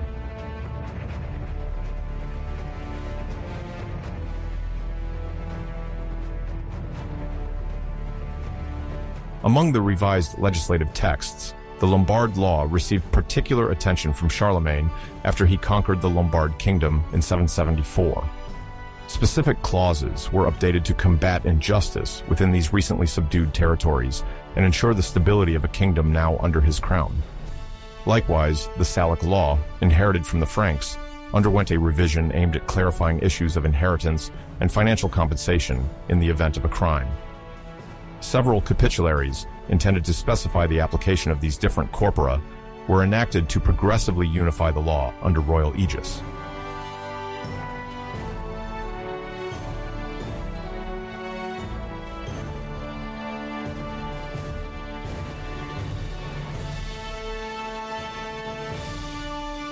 In the case of Saxon law, the situation was more precarious. The Saxon populations, long remaining pagan and hostile to Frankish power, were subdued after difficult military campaigns and numerous uprisings. Charlemagne sought to impose the Christian faith there, but also to reform their legal practices to better integrate Saxony into the rest of the empire. The Saxon capitularies thus provided for severe penalties for anyone who transgressed the newly established laws or refused to be baptized.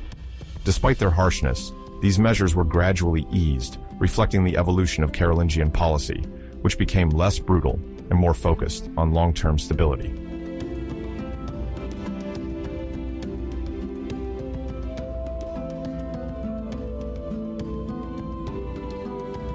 These legislative reforms, combining ancient Germanic law and royal directives, were accompanied by a desire to disseminate the use of Latin in official acts, especially in courts. This linguistic standardization, intended to promote accessibility and coherence of laws, was part of the same dynamic as monetary unification, establishing a unified political space, where everyone, from north to south, would be subject to the same fundamental principles. Charlemagne also endeavored to encourage the education of clerics and members of the administration so that they could master these texts, comment on them, and apply them uniformly. Thus, justice became a vector of imperial identity.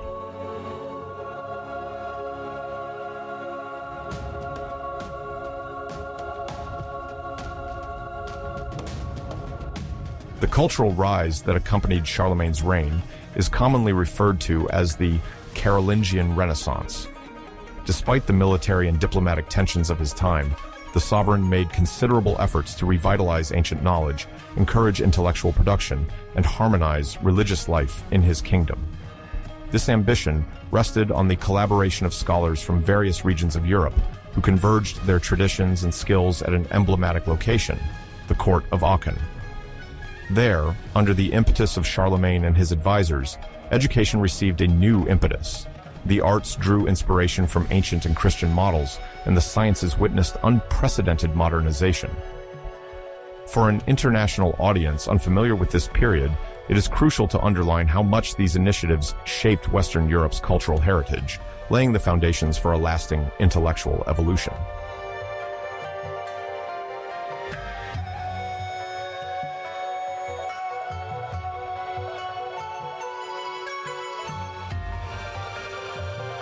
At the heart of this renewal, the Palatine School of Aachen stands as a symbol.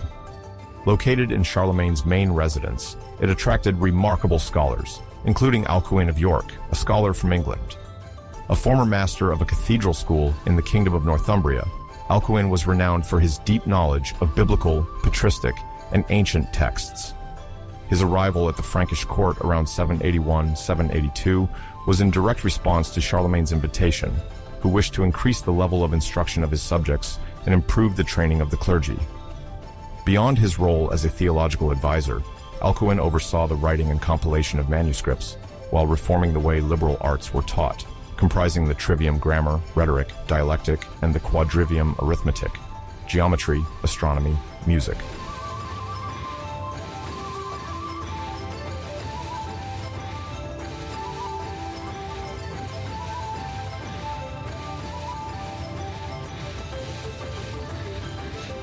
The Palatine School also counts among its ranks Paul the Deacon, a Lombard writer born in the early 8th century. Known for his famous Historia Gentis Langobardorum, he brings valuable knowledge of late antiquity and Italian scholarly traditions. His presence at the court reinforces Charlemagne's desire to bring together specialists from different origins, capable of recovering, preserving, and transmitting Greco-Latin culture. Under their joint impulse, numerous manuscripts are copied, notably from Roman, Visigothic, and Irish sources. The court of Aachen thus becomes a center of conservation and teaching, where classical texts are compared, annotated, and copied to make them accessible to a wider public of ecclesiastical and lay elites.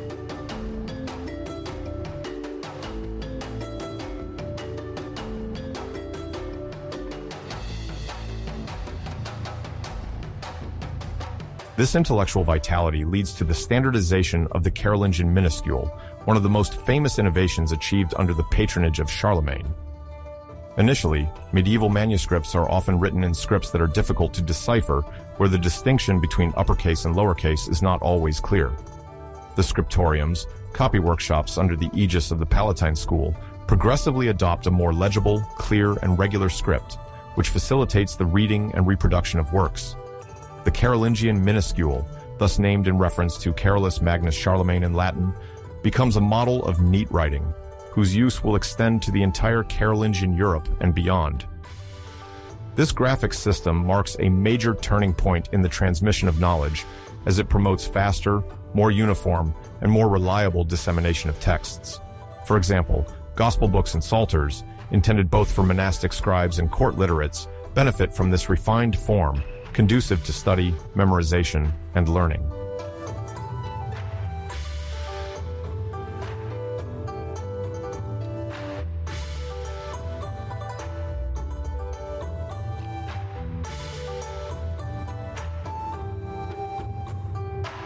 Under the guidance of Charlemagne, this school is not just a center for copying and correcting ancient sources, it also becomes the crucible of pedagogical reflection. Masters like Alcuin write treatises on grammar and rhetoric, develop logic exercises, and train a more competent clergy. At a time when liturgy occupies a central place in daily life, the accuracy of the Latin language is crucial for proper understanding and correct pronunciation of prayers. Consequently, the Palatine School endeavors to purify oral and written Latin, while reviving classical literature, the Church Fathers, and major authors from late antiquity. By harmonizing the use of language, the court at Aachen also consolidates Charlemagne's central power, which completes the unification of the various provinces of his empire around a common culture.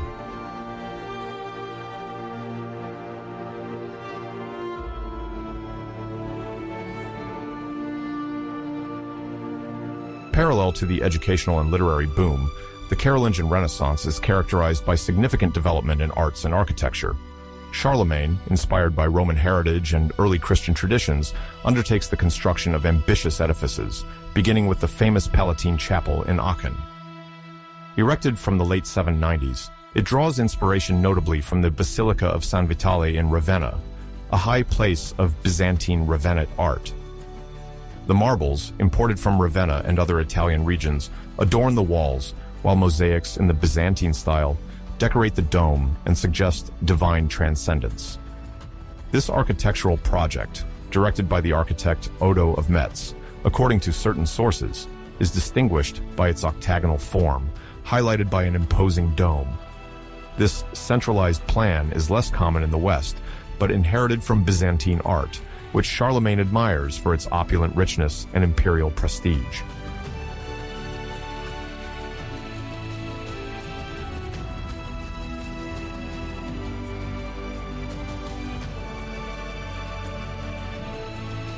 The Palatine Chapel in Aachen, consecrated around 805, is the masterpiece of the imperial palace. It illustrates the spiritual elevation that Charlemagne wishes to embody. The emperor, when residing in Aachen, regularly attends religious services there, and it is also in this sacred space that he receives certain embassies and organizes official ceremonies. The mosaics, created in the Eastern tradition, reflect the growing influence of the Byzantine Empire on the Carolingian court. Even though tense political exchanges exist between Constantinople and Aachen, it is undeniable that Byzantine artisans, or those trained in the Byzantine model, play a decisive role in the embellishment of imperial churches. The choice of materials such as gold, multicolored glass, and precious stones is intended as a reminder of celestial glory and the quasi-sacred power of the emperor.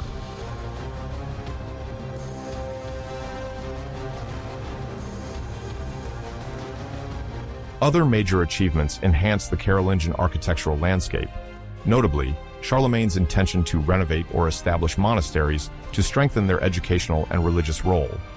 For example, the monastery of Saint-Riquier in Neustria, today in northern France, receives significant funds to build new buildings, adorned with murals and frescoes inspired by the late Roman style. In the Empire, these constructions are distinguished by the reintroduction of ancient elements, such as round arches and columns, adapted to new liturgical functions.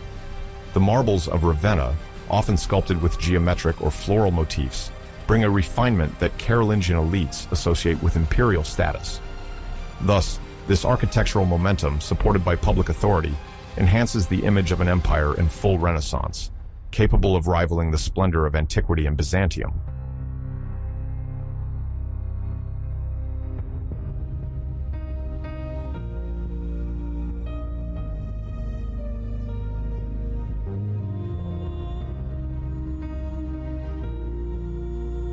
The Carolingian cultural renewal is not limited to literature and architecture. It also concerns science and music. Particularly sensitive to the issue of the liturgical calendar, Charlemagne pays special attention to the Paschal computation, which is the calculation of the date of Easter. In the medieval church, the precise determination of this day, celebrating the resurrection of Christ, is crucial as it conditions the entire religious calendar. Regional divergences, or old, inaccurate calculations, sometimes led to celebrations on different dates, weakening the unity of the Christian world. Under the guidance of the court's scientific advisors, the Paschal computation is reformed and refined to eliminate uncertainties. The scholars, inheritors of the Irish or Visigothic computist tradition, refined calculation methods through the study of antique astronomy texts and more rigorous observations.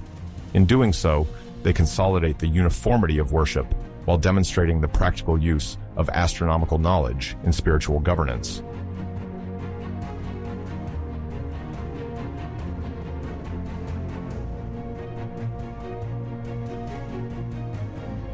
Music, a central domain in liturgy, also undergoes notable transformations. In many regions of the Frankish Empire, the Gregorian chant, sometimes attributed to Saint Gregory the Great at the end of the 6th century, gradually imposes itself as the reference for services. Charlemagne, eager to unify religious practices, imposes the use of a homogeneous Roman chant, eliminating local variants such as the Gallican or Mozarabic chant. To correctly transmit the melodies, the Carolingian power encourages the adoption of an early pneumatic notation, that is to say, a system of signs placed over the text, indicating the inflection of the voice. Although these neumes do not yet allow for the precise fixation of each note's interval, they represent a major step forward in memorizing and stabilizing the liturgical repertoire. In specialized scriptoria, teams of monk scribes dedicate themselves to this musical harmonization, using a common notation code that facilitates the circulation of scores and reinforces the cultural cohesion of the empire.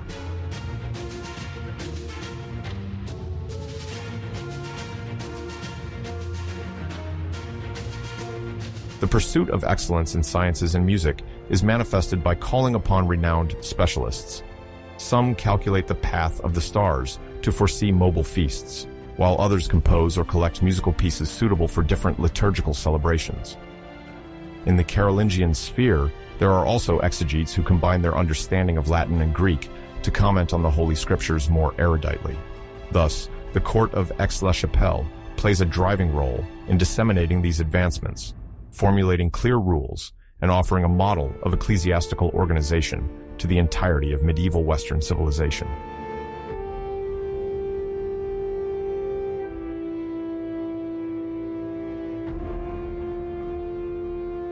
In the midst of these intellectual effervescences, a famous anecdote illustrates the personal thirst for knowledge that characterizes Charlemagne. According to some medieval accounts, the emperor, eager to improve his command of Greek, would surround himself with wax tablets and scrolls during the night. He would place them under his pillow, taking advantage of every moment of respite to practice drawing unknown letters and memorize the complicated vocabulary of a language he deemed essential for a deeper understanding of sacred texts. This anecdote, even if its historical accuracy is difficult to prove, reveals a major trait of Charlemagne's personality: his great respect for classical culture and for anything that could serve to strengthen his political and spiritual authority. Learning Greek was not just an intellectual exercise, it was also an affirmation of ideological continuity with the Eastern Roman Empire, whose linguistic heritage remained the foundation of Byzantine diplomacy and theology.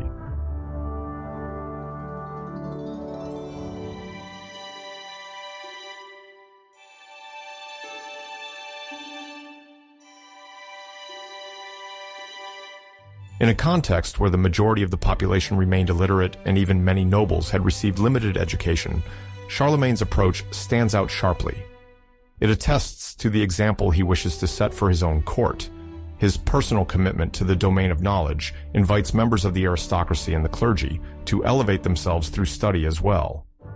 Moreover, the emperor's efforts to master Greek reflect the necessity of joining the universal tradition of the Church, then shared among multiple linguistic areas. Although Latin had become the liturgical language of reference in the West, direct contact with Greek church fathers, such as John Chrysostom or Basil of Caesarea, was deemed precious for enriching theological reflection. Thus, Charlemagne aimed to reinforce the religious legitimacy of his empire while drawing inspiration from the intellectual riches preserved in Byzantium.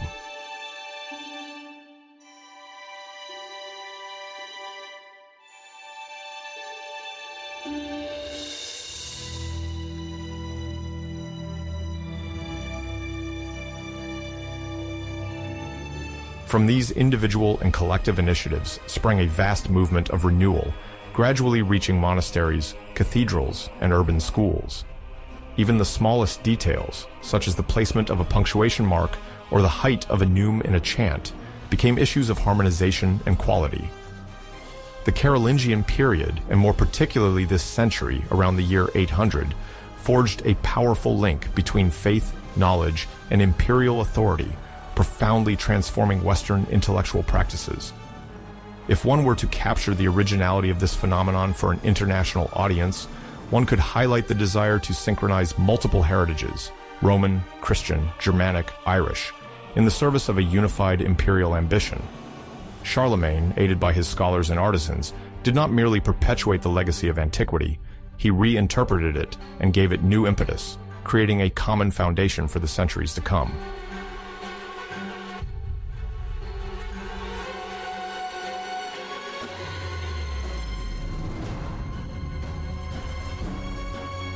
At this end of the 8th century, the balance of power around the Mediterranean was being completely reshaped.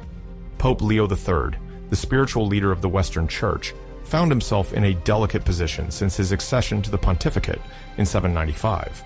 His authority in Rome, then a major religious center but politically vulnerable, faced internal challenges, particularly from Roman aristocratic factions. In this context, he sought a protector strong enough to assert his rights and guarantee the autonomy of the apostolic seat against these local rivalries. His choice fell on Charlemagne, king of the Franks and Lombards, whose influence was rapidly extending and who had developed robust control over most of Western Europe.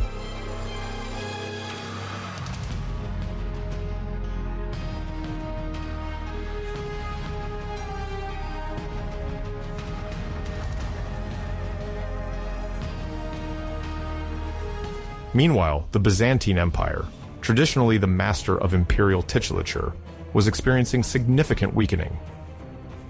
The central figure of power in Constantinople was Empress Irene, who had effectively ruled since 797 after sidelining her own son, Emperor Constantine VI. This situation, unique in the history of the Eastern Roman Empire, sparked controversies. Some believed a woman could not claim the fullness of the imperial title. Others felt her legitimacy, built on court maneuvers, was fragile. Consequently, in the eyes of many in the West, the Byzantine authority, embodied by a sovereign considered less legitimate, was weakened. This political weakening, coupled with Charlemagne's ambition to establish his hegemony, was setting the stage for an event of considerable import.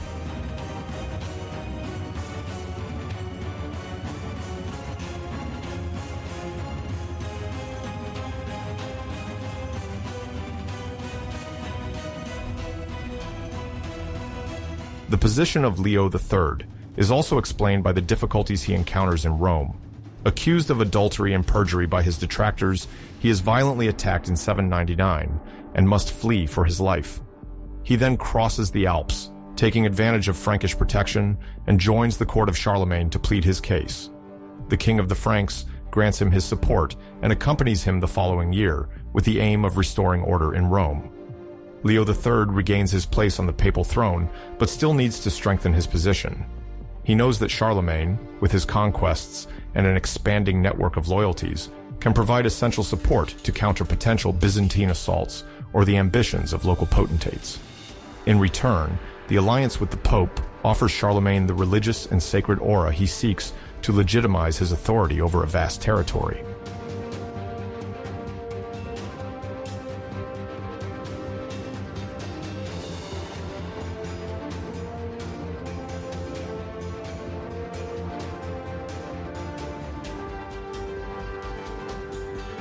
At the same time, the perception of the imperial throne is changing in the West.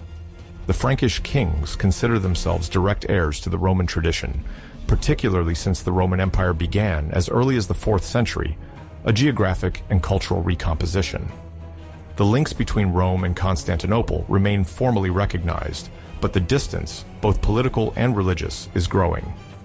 The East remains the historical stronghold of the empire, renewed under Justinian, but over the centuries, its margins have weakened and its alliances have faltered. Thus, when Charlemagne enters Rome in 800 to demonstrate his support for the Pope, an unexpected alignment of circumstances, with Byzantine weakening and the Pope's urgent needs, makes Christmas of the year 800 a foundational day for the history of medieval Europe.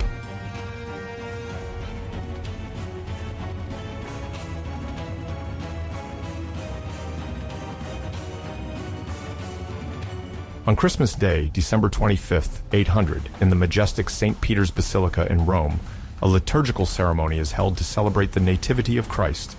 The faithful throng the building, drawn by the presence of the Frankish king, known to be very close to the Pope.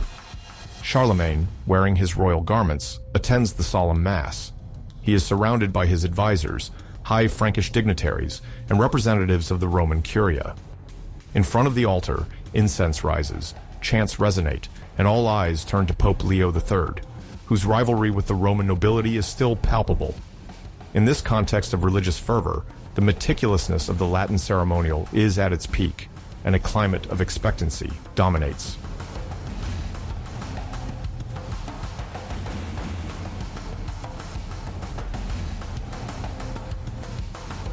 According to the version most commonly accepted by the scholars of the time and by the chronicler Einhard, also spelled Eginhard, Charlemagne's secretary and biographer, the Pope approaches at a precise moment during the celebration to place a crown on Charlemagne's head.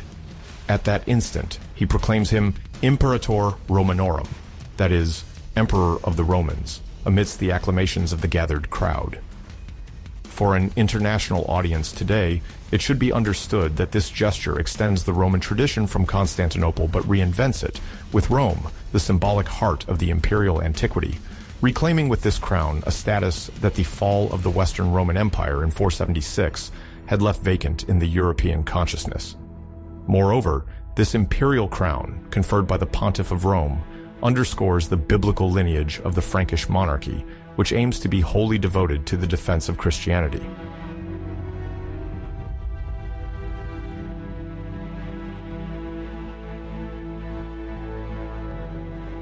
The debate over the spontaneity, or the carefully orchestrated nature of this coronation, has raged among historians for centuries.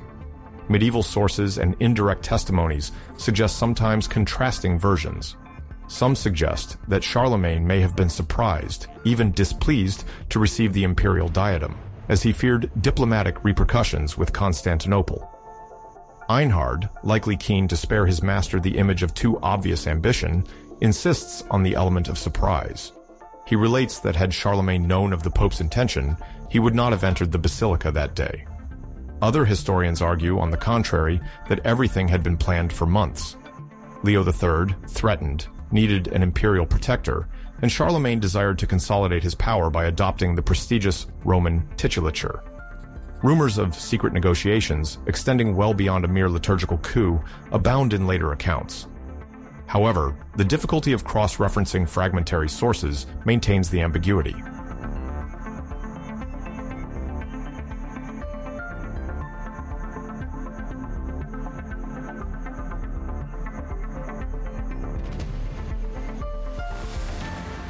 Regardless of the degree of premeditation, the scope of this coronation is colossal. On a ritual level, the anointing or the proclamation of the imperial title by the head of Western Christianity anchors the idea that the emperor draws his authority not only from his Frankish royal birth, but also from divine consecration. Choosing to hold the ceremony at Christmas, a pivotal date in the liturgical calendar, reinforces this symbol of quasi-providential election. Thus, in the attitude of the crowd that acclaims Charlemagne as Augustus or New Constantine, one perceives the resurgence of a unifying ideal, a Christian empire of the West supported by the papacy and capable of politically rivaling the Byzantine power. This episode thus marks a turning point as the West proclaims a new imperator, initiating a long rivalry over imperial legitimacy between Rome and Constantinople.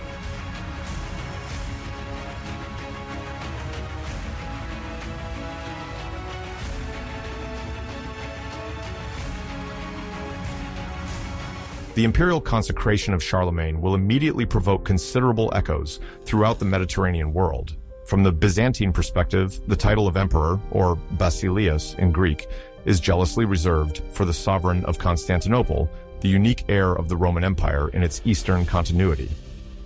Crowning a Western emperor without consultation or approval from the Byzantine court appears as an act of rupture, even of provocation.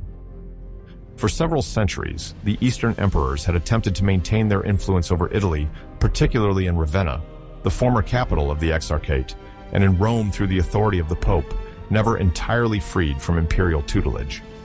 By enthroning Charlemagne, Leo III effectively flouts Byzantine precedents, anticipating an era of emancipation.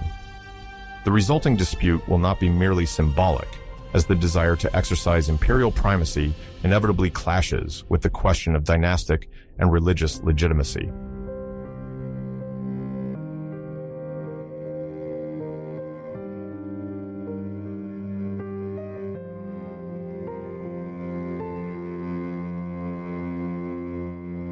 The impact is also felt among Charlemagne's neighbors.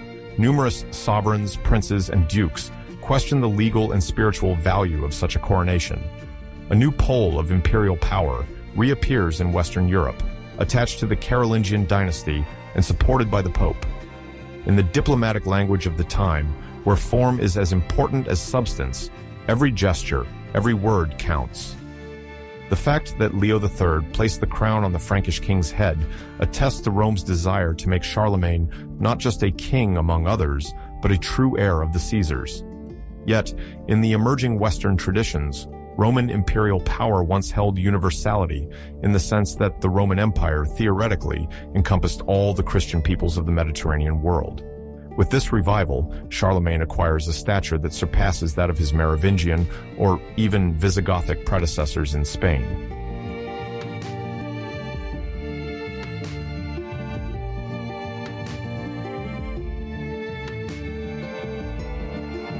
However, the Byzantine Empire is not willing to relinquish its monopoly on the imperial title.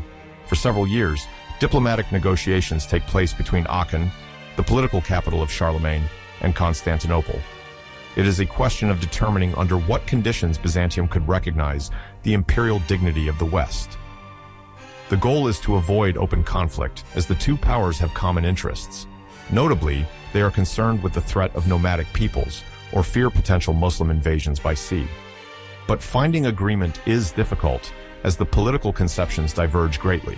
For Byzantium, recognizing the Emperor of the West would amount to duplicating an authority perceived as universal. For the Franks, it would be inconceivable not to fully assume this title once conferred, as it grants legitimacy to the organization of their kingdom in the form of an imperial renaissance.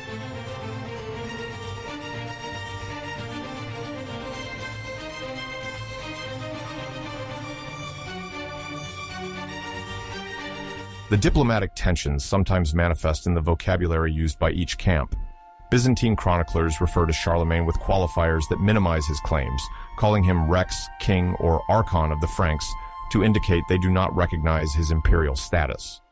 On their side, the Franks develop a discourse of legitimacy based on divine election and Roman continuity, in which Charlemagne is clearly designated as Basileus, this Greek term imbued with a sense of supreme authority. At the same time, embassies exchange, aimed at re-establishing a pragmatic dialogue. Far from ideological intrigues, there is also an effort to maintain commerce, essential for urban supply. Merchants from the Byzantine Empire and the Muslim world venture into the fairs of Charlemagne's empire, while Frankish artisans attempt to benefit from Eastern expertise.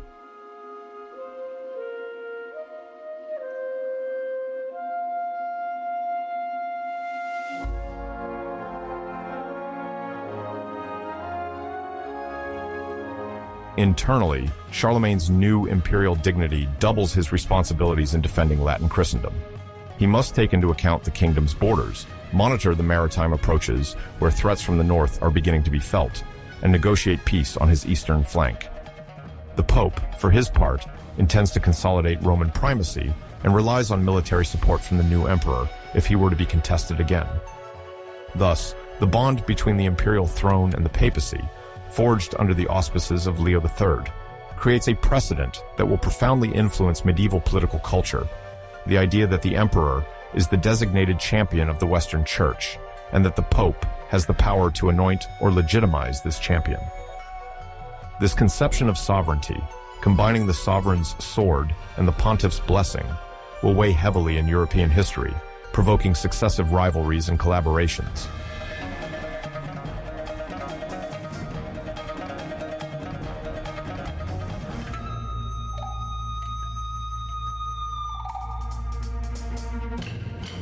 At the heart of Frankish power, Charlemagne's private life, a sovereign with vast ambitions, proves to be as complex as his conquests. Unlike many kings of the Merovingian era, whose dynasty was ousted by the Carolingians in the mid-8th century, Charlemagne does not limit himself to a single marital alliance. Influenced by political necessities, family alliances, and territorial strategies, he enters into several unions during his life, mixing official marriages and relationships considered by chroniclers as concubinages. The aim is to strengthen his kingdom's authority by securing legitimate heirs and sealing important peace treaties. The alliances made in Italy, Germania, or even within his Frankish entourage testify to Charlemagne's geopolitical concerns, eager to consolidate his power both north and south of the Alps. These choices, seemingly strictly private, have profound repercussions on the balance of power in the West and on the succession to the throne. In this section, we will closely examine his wives and concubines, his descendants, and how he attempted to organize the future of his empire through the famous Ordinance of 806.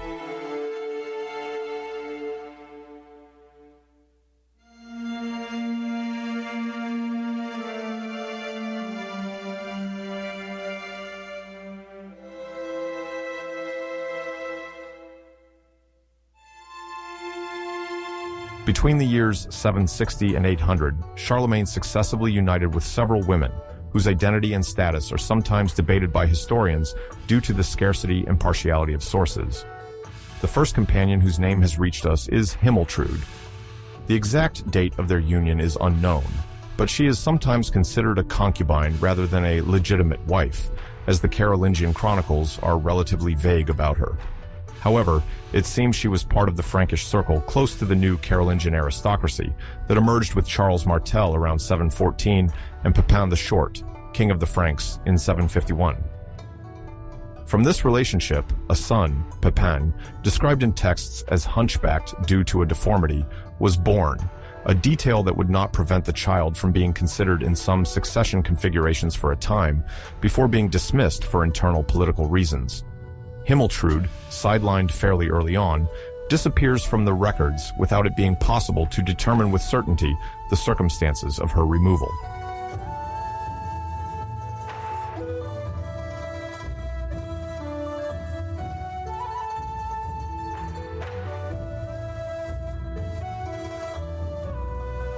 The second significant figure among Charlemagne's companions is Desiderata, often referred to as Desiderata in the documents. She is the daughter of the Lombard king, Desiderius, the ruler of the Lombard kingdom, whose political capital is in Pavia, in the north of the Italian peninsula. The union, presumably concluded in 770, is a gesture of high diplomacy. Charlemagne, newly associated with the Frankish throne alongside his brother Carloman, seeks to seal peace with the Lombards. However, the alliance will not last. By 771, the Frankish king repudiates Desiderata, causing a strong discontent at the Lombard court. The reasons cited vary according to sources. Sometimes a theological disagreement is suggested, or a political incompatibility, given the existing hostility between Rome and Desiderius. Nevertheless, this sudden divorce breaks the peaceful relations between the two powers, which will have long-term repercussions. Italy will soon become one of Charlemagne's main military theaters.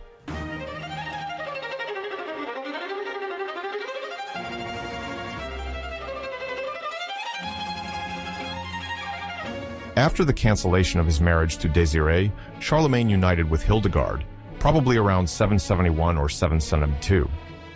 From a noble Alemannic family established in the Upper Rhine region, Hildegard played an essential role within the Carolingian household.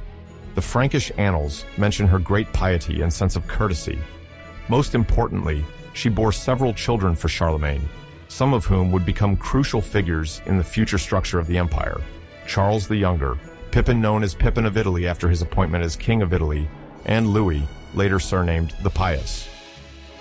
Hildegard, sometimes accompanying her husband on certain trips, enjoyed an unambiguous status. She was recognized as the legitimate queen, supported by the aristocracy, and, owing to her Germanic origins, she facilitated the integration and loyalty of local elites. Hildegard died in 783, probably due to childbirth or health complications, an event that plunged the court into mourning and marked the end of a union deemed harmonious by several chroniclers.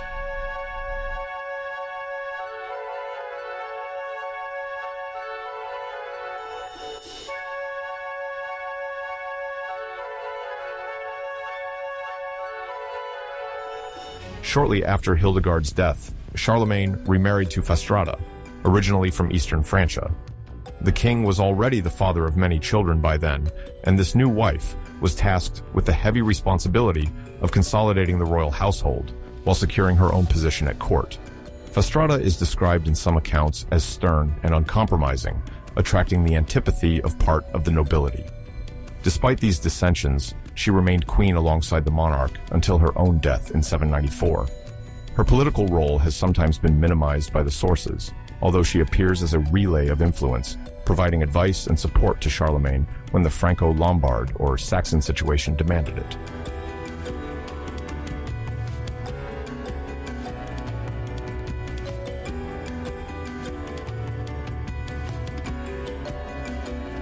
The last official wife of Charlemagne was Luitgard, who was probably from the Alsatian aristocracy. Their marriage occurred around 794 to 795, shortly after Fastrada's demise, even though some chronicles suggest that marriage negotiations might have begun while Fastrada was still alive. Luitgard did not bear children, limiting her dynastic contribution, but she held a privileged place near the king. Mentioned for her culture and knowledge of Latin, she seemed to foster a circle of literati interested in the script reform, a movement in line with the Carolingian Renaissance. Her death in 800 left Charlemagne without a legitimate wife for the last years of his life. It is, however, likely that he had other concubines after this date, although the documentation remains discreet about these potential relationships.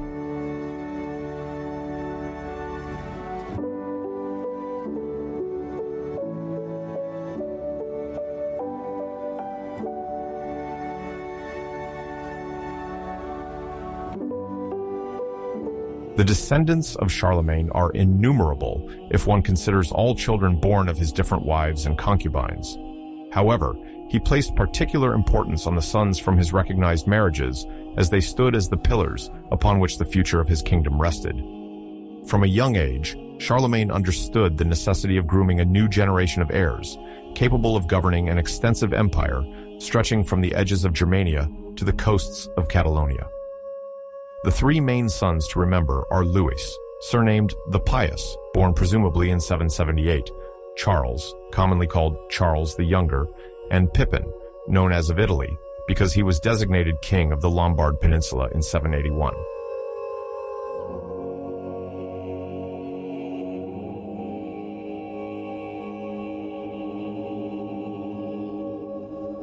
Charles the Younger, born from his union with Hildegard, was the eldest among the sons destined to rule. He bore his father's name, a sign of dynastic continuity. To mold him into a competent military leader and administrator, Charlemagne entrusted him early on to the care of reputed tutors at the court of Aachen. While the documents do not always specify the detailed course of his apprenticeship, it is certain that he received a Latin education, instruction in cavalry and siege techniques, and that he accompanied his father on certain military operations. He held the title of King of Neustria in some territorial division plans, bolstering his status as a favored son during the early years of the Carolingian reign. However, fate decided otherwise, as he passed away before his father in 811, leaving a potential throne vacant.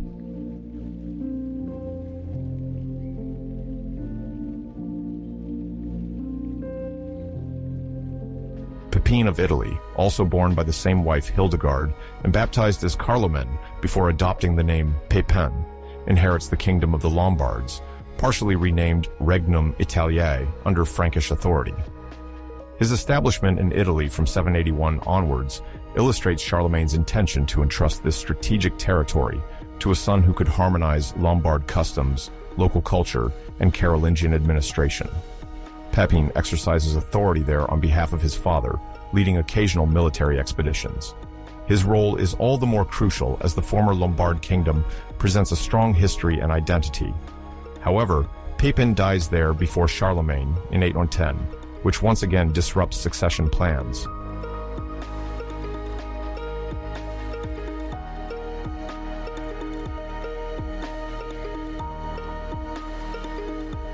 Then there remained Louis, the youngest of the recognized royal siblings. Born to the highly respected Hildegard, he spends his early years in Aquitaine, where Charlemagne installs him as the nominal king of this territory. The paternal educational intentions toward Louis are evident. The future Louis the Pious receives not only a thorough religious education, but also training in languages and law.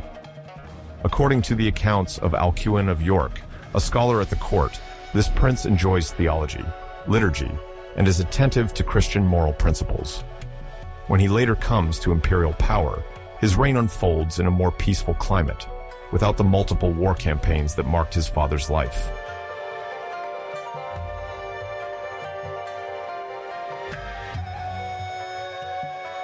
Alongside these sons destined to reign, Charlemagne has several daughters, including Rotrud, Berta, Giselle, and Hildegard, who shares her mother's name, although she is less frequently mentioned.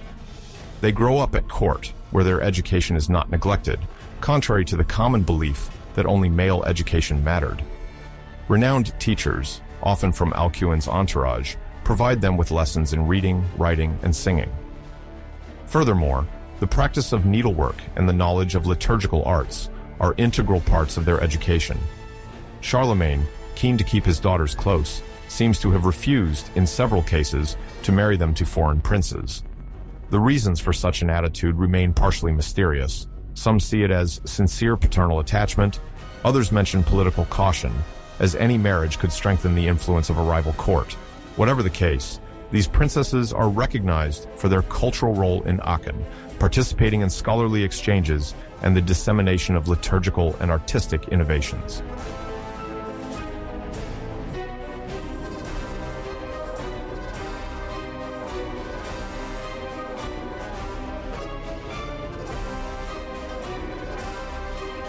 Despite the multiplicity of his sons and the desire to make them kings subject to his decisions, Charlemagne is very early concerned with the precise organization of his succession.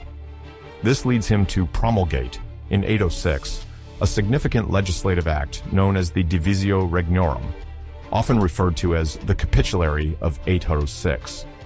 The stated objective is to prevent conflicts among the heirs by clearly defining the territories assigned to each. At that time, Charlemagne conceives an immense political entity that he would distribute, according to Frankish customs, among his surviving legitimate sons. The traditional model of sharing among brothers, inherited from Frankish tradition, thus still prevails, even though the king intends to maintain the empire's overall cohesion, guaranteed by feudal ties, unified military commanders, and the church, which remains a unifying element.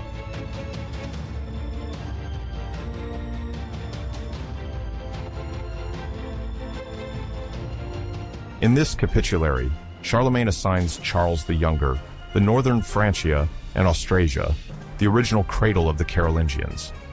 Pepin of Italy would retain his Lombard kingdom, reinforced by border territories, and continue to act as a relay of Carolingian authority south of the Alps.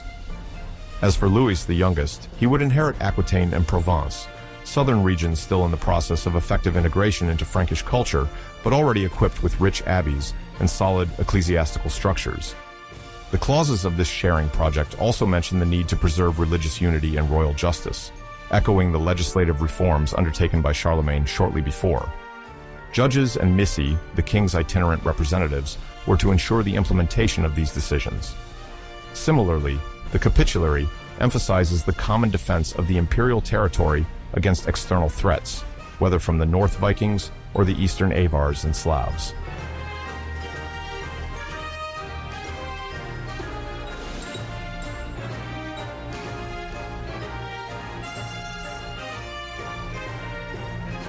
Beyond the purely territorial dimension, the Capitulary of 806 reveals Charlemagne's obsession with dynastic order.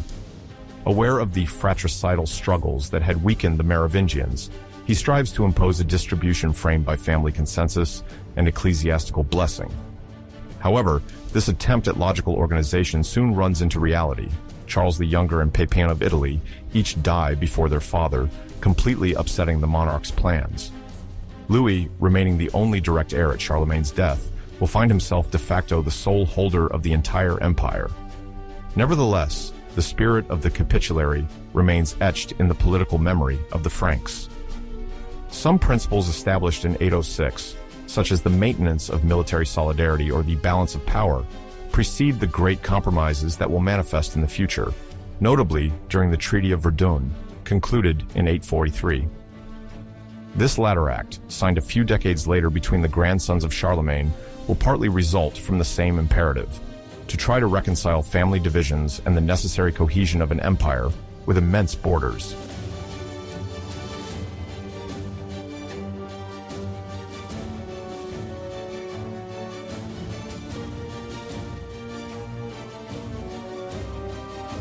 Far from being trivial, this foreshadowing of future quarrels highlights how family life and the succession of Charlemagne are not limited to marital choices or the birth of heirs.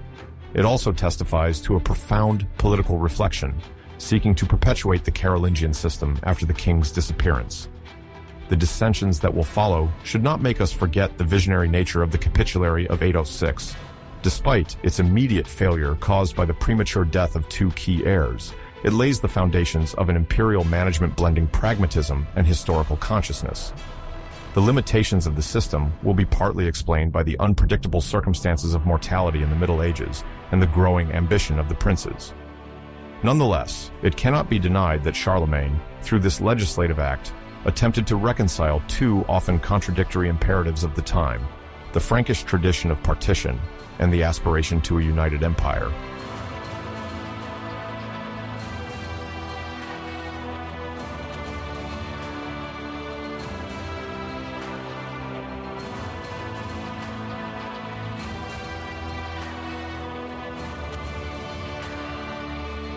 At the dawn of the 9th century, as a new generation prepares to take the reins of the Frankish realm, this Capitulary of 806 remains, for court advisors and prelates, a legal and moral reference. It partly explains the efforts undertaken by Charlemagne to ensure the education of his sons and daughters, with the goal of forming responsible rulers anchored in Christian faith, capable of maintaining the delicate balance between martial politics and the administration of territories. Thus, the family life of the emperor, far from being a mere private matter, reveals itself as the very foundation of the Carolingian political structure. The trajectory of his wives, concubines, and children illustrates the close interweaving between dynastic duties, territorial ambitions, and alliance strategies. In the end, it is these family ties, sometimes woven in pain and uncertainty, that will lastingly shape the destiny of Carolingian Europe.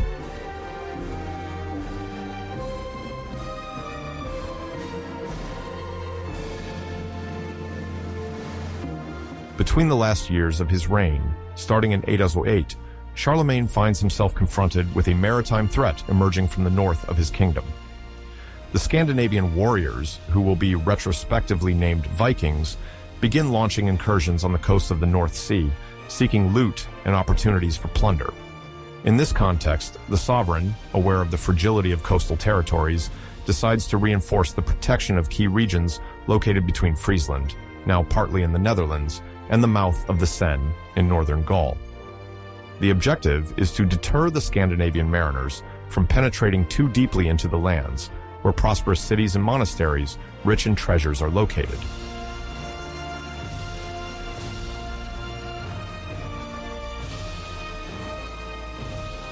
To strengthen this vast coastal front, Charlemagne has a series of watchtowers erected, placed at regular intervals along the coastline and at the entrance of strategic estuaries.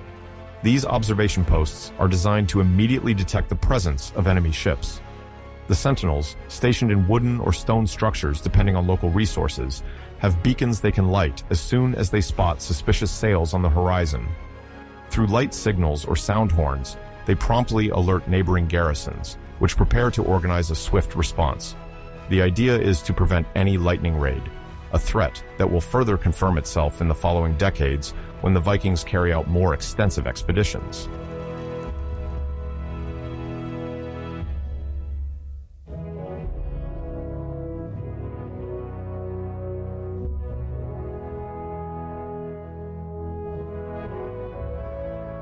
Beyond the construction of these towers, Charlemagne also initiated the idea of a more complex system, described by some chroniclers as the seabeds. While there is no complete consensus on this term, it refers to the arrangement of floodable areas in coastal regions and near river mouths. The goal was to use dikes and canals to form, when necessary, significant artificial marshes, making it difficult for attackers to progress. Even troops successfully landed from Viking ships would face these muddy areas and submerged ditches. Of course, the system is not infallible, requires constant maintenance, and its effectiveness also depends on tides and weather conditions. Nonetheless, it reflects the emperor's desire to explore different defensive approaches to complement traditional armed forces.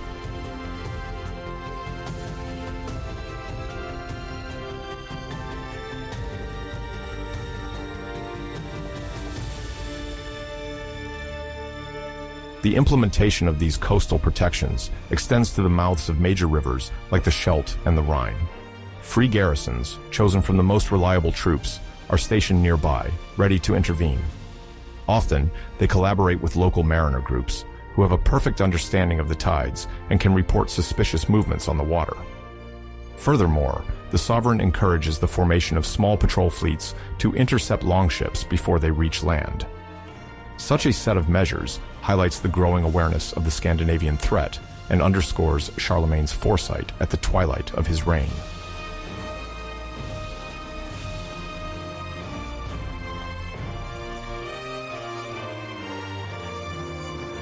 To deepen the implementation of these measures, it is noted that the emperor mobilizes not only military forces, but also engineers, carpenters, and masons recruited from different provinces.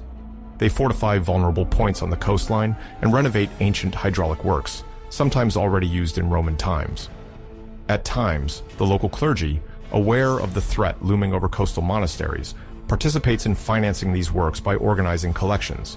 In some regions, Frankish lords take the opportunity to increase their influence, soliciting Charlemagne to obtain new privileges, sometimes financing palisades or watchtowers out of their own pockets. The emperor then grants them certain political advantages, hoping that this alliance will durably strengthen the cohesion of the empire against maritime invasions.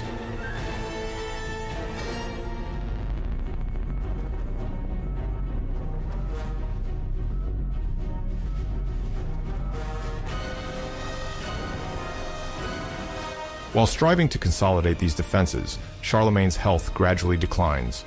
Towards the end of the first decade of the 9th century, he suffers from violent fever attacks and experiences joint pains in his feet and hands.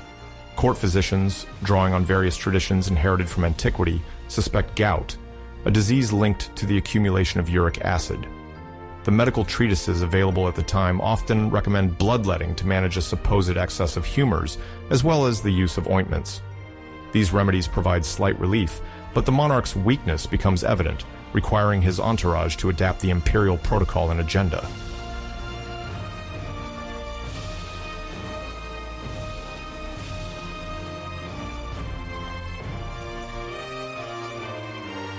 At the Palace of Aachen, where he frequently resides, changes in daily organization gradually become noticeable. Public audiences become shorter, and the sovereign sometimes receives visitors in confined spaces, allowing for more discreet rest. His entourage, anxious to preserve imperial majesty, ensures that these signs of fatigue do not become too widely known. Yet, envoys from distant regions notice that Charlemagne no longer moves with the same ease as before, preferring to delegate certain tasks to his sons or faithful counts. Sources describe that he willingly rode horseback in his youth, but at this stage of his life, he occasionally used a portable chair to cover long distances within the palace grounds.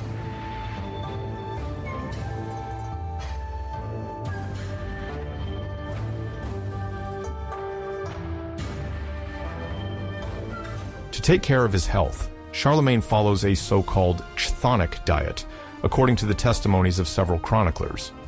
The medical authorities of the time used this term to emphasize a diet drawing on the products of the earth, while limiting the consumption of foods considered too rich.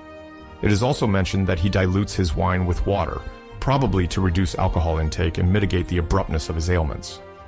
The court physicians, who consult Latin treatises and some monastic works, also recommend regular hot baths in the famous baths of Aachen.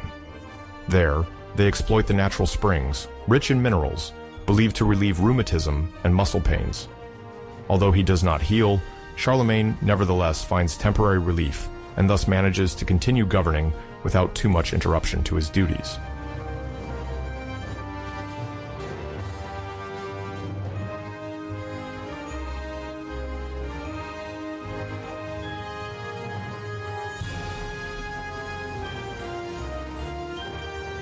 The officials of the Palatine Chapel, on their part, encourage prayer and special services to implore divine protection against the illnesses that threaten the emperor. In the minds of a large part of the population, Charlemagne is not just a war leader, he is also a protector of Christianity. Many believe that his longevity and influence are a form of divine mandate, which should be supported by prayer to ensure the prosperity of the empire. Nevertheless, time takes its toll, and the emperor, with graying temples and a slower gait, realizes that his strength is waning. He delegates more, especially in the management of distant regions, and focuses his energies on vital issues, such as the cohesion of his territories and the preparation of his succession.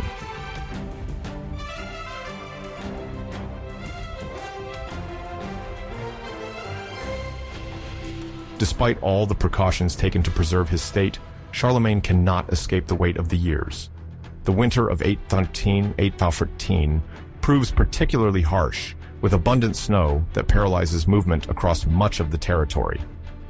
Cloistered in his palace in Aachen, the emperor is supported by a few loyalists, his physicians, chaplains, and close advisors aware of the irreversible decline he faces. From the early days of January 814, he suffers from a high fever, evidently aggravated by a respiratory infection. Herbal potions, infusions, and the application of wet cloths cannot help. His weakened body resists the rigors of the season poorly.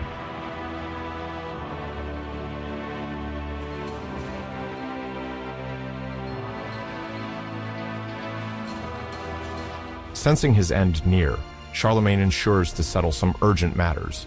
He notably consolidates the position of his son Louis the Pious as the designated successor to the empire, wishing to avoid fratricidal divisions. He also gives instructions on the administration of several royal domains so that the exploitation of the lands continues smoothly. The few witnesses allowed to approach him report that he regularly calls for divine protection, spending long hours in prayer in the Palatine Chapel. The monks and officers, worried, still try to invoke the miraculous intervention of holy relics, but the illness continues to progress.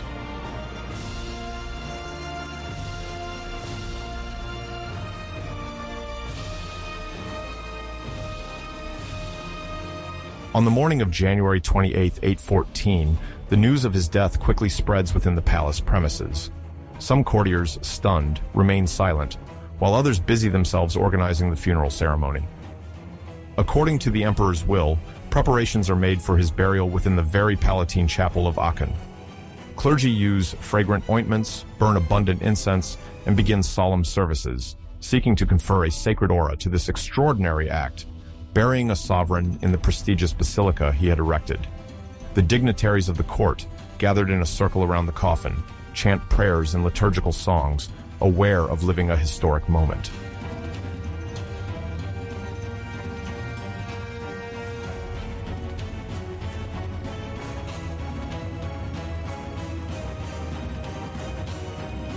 The descent of the body into the burial site, located in the depths of the chapel, takes place in an atmosphere of extreme contemplation. Several witnesses note that the torches, placed all around, cast ghostly shadows on the walls. The few privileged, permitted to closely view the scene, describe the relative simplicity of the ritual. The body was embalmed, but roughly, and the coffin, according to some versions, is an ancient sarcophagus, adorned with Christian symbols. Shortly after the closing of the accesses, a curious story begins to circulate. suggesting that Charlemagne was installed, not lying down, but seated on a throne, in imperial attire, sword by his side. This legend, transmitted by later chronicles, has fueled the grandiose idea of a sovereign eternally watching over his people from the shadows.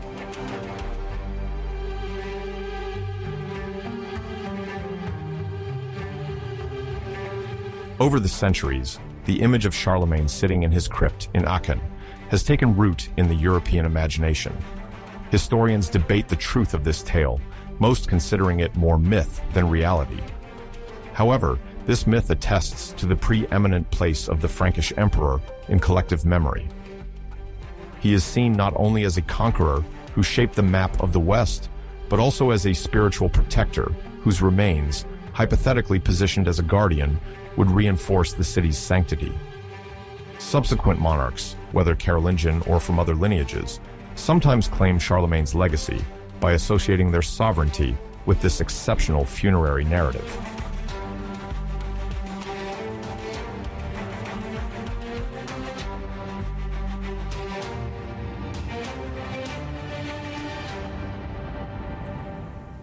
In the years following his death, the Palatine Chapel becomes a place of pilgrimage for those wishing to honor the memory of the deceased emperor.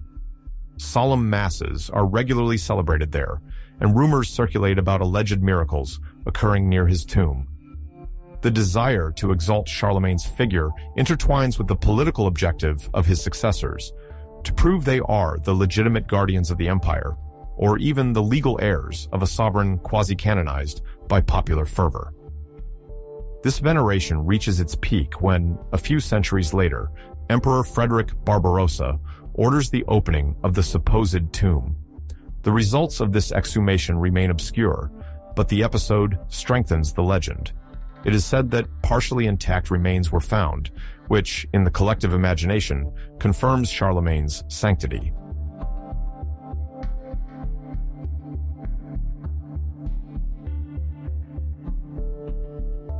Thus, the disappearance of the emperor on January 28, 814, does not end his influence. In the minds of his contemporaries, the loss is immense. The king who extended Frankish domination and fostered a profound intellectual reorganization now gives way to Louis the Pious, tasked with preserving both a material and spiritual legacy. Many wonder if the new emperor will be able to contain, in the long term, threats from the north or the east. But beyond these political considerations, Charlemagne's death remains for those under his authority an almost cosmic event. It marks the end of an era of expansion and suggests, through the intangible figure of the sovereign buried in his chapel, the sacred continuity of the empire. The mourning songs that echo in Aachen that morning will resound for generations, echoing the stature of an extraordinary monarch now passed into the eternity of legend.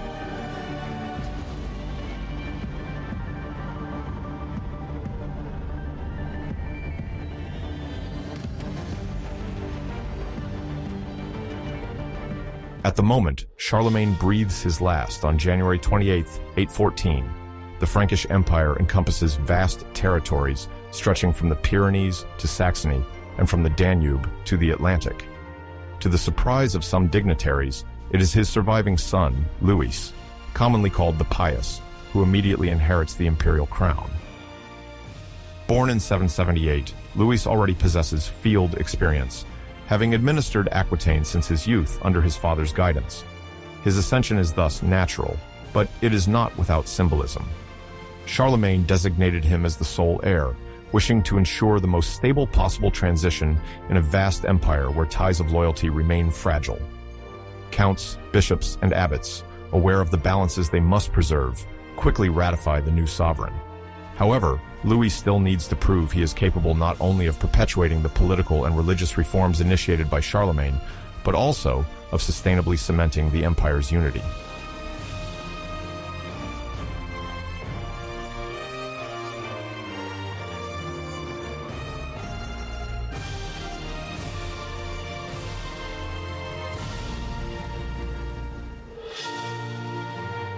In this context, Louis the Pious seeks to strengthen the administrative centralization established by his father.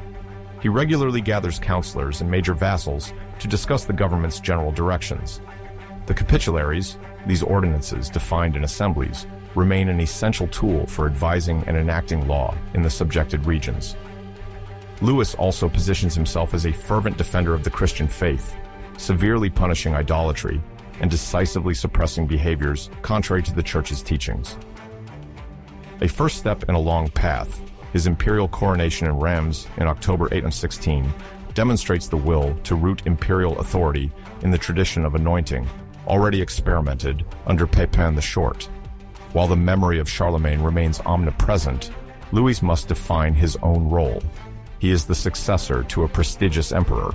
He also sees himself as the guarantor of a universal Christian order, destined to frame the religious and social life of millions of subjects, spread from the Atlantic to the Elbe.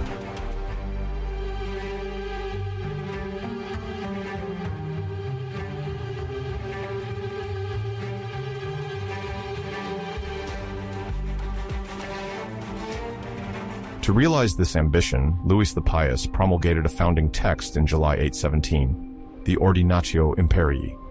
This capitulary, developed in collaboration with the main bishops and lay dignitaries, introduced an essential principle of Frankish royalty, imperial primogeniture. According to this arrangement, the eldest son of the sovereign is designated to rule over the entire empire upon his father's death, while the younger sons receive subordinate kingdoms under the supreme authority of the emperor. This choice breaks with the tradition of a complete division of lands among heirs, a common practice in the Frankish world since the Merovingian dynasty. From now on, to protect the empire's cohesion, a single protector is proclaimed. Although the Ordinatio Imperii is inspired by practical concerns of succession clarity, its content also reveals a desire to consolidate ecclesiastical reform by ensuring there is no challenge to the imperial hierarchy. In this sense, Louis hopes to perpetuate the unifying momentum initiated under Charlemagne.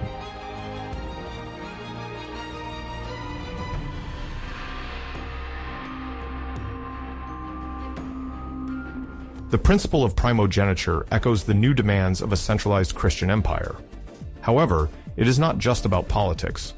Louis, a devout believer, sees himself as carrying out a divine mission.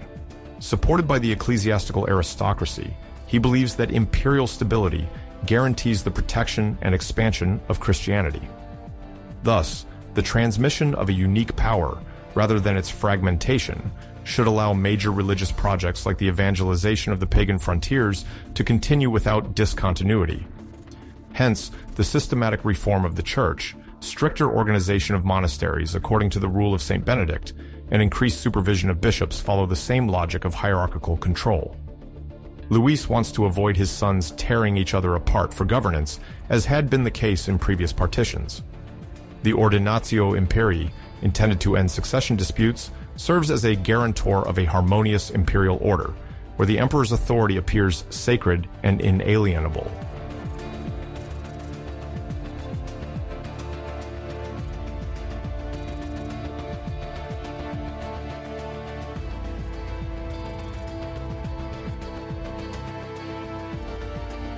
Despite these provisions, family cohesion quickly breaks down. In 818, the death of Empress Ermengarde, mother of Louis's three eldest sons Lothair, Pepin, and Louis the Germanic, causes the first tremor. Shortly after, the emperor's remarriage to Judith of Bavaria brings him a new heir, Charles, who will later become Charles the Bald. This dynastic reconfiguration arouses jealousy and tension, as the birth of a fourth son questions the balance planned by the Ordinatio Imperii. Lothair, designated as the principal heir, wants to preserve his dominant position, while Louis the Germanic, already governing Bavaria, feels legitimized to defend his own rights. As for Pepin, he plays a specific role in Aquitaine, but harbors territorial ambitions that increase his mistrust towards his father and brothers.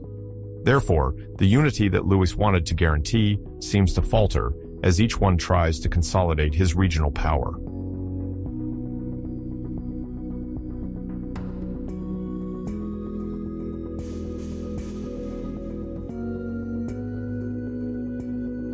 Over the years, these rivalries exacerbate. Lothair, as the principal heir, receives the imperial dignity from his father, but sees his prerogatives threatened when Louis the Pious, influenced by Judith, tries to revise the Ordinatio Imperii to give a kingdom to Charles. As early as 829, the family rift becomes apparent. Louis the Germanic and Pepin take up arms against their father, refusing to allow the youngest of the siblings to receive an equal share of the inheritance. They find allies among nobles concerned about the growing influence of the new empress. Lothair, initially tasked with reconciling his family, eventually sides with the rebellion. A period of civil war ensues, punctuated by coups, ephemeral reconciliations, and imperial diets where attempts are made to negotiate a compromise.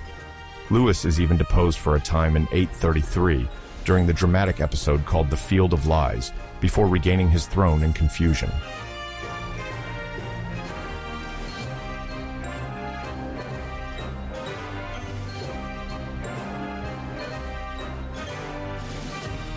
The outcome of these fratricidal conflicts only becomes clear after the death of Pepin in 838, followed by that of Louis the Pious in June 840.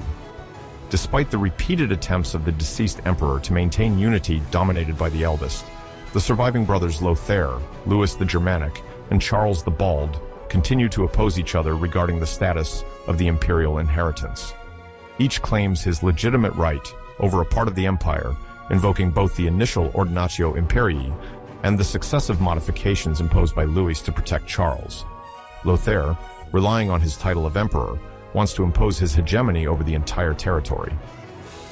Louis the Germanic, supported by the powerful lords of the East, demands recognition of his sovereignty over the Germanic regions.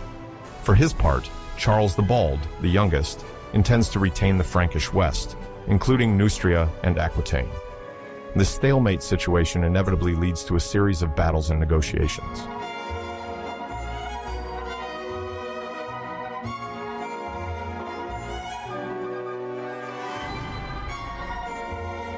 The confrontations culminate in the Battle of Fontenoy-en-Puisay on June 25, 841, where Charles the Bald and Louis the Germanic join forces against Lothair.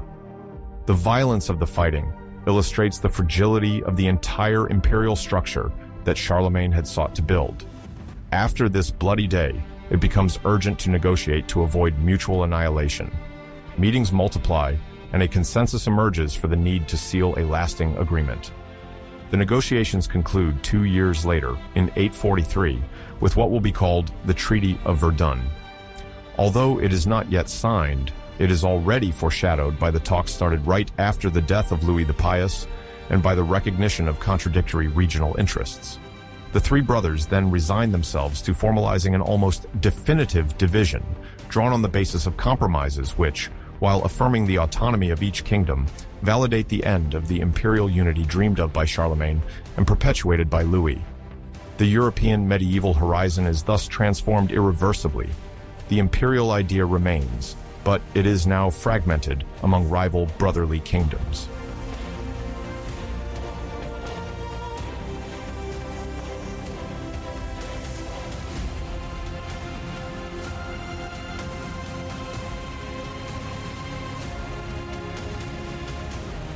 This moment marks the end of the dream of a unified Carolingian Empire and opens the way to the deep formation of several distinct political entities, which will durably shape the medieval history of Western Europe.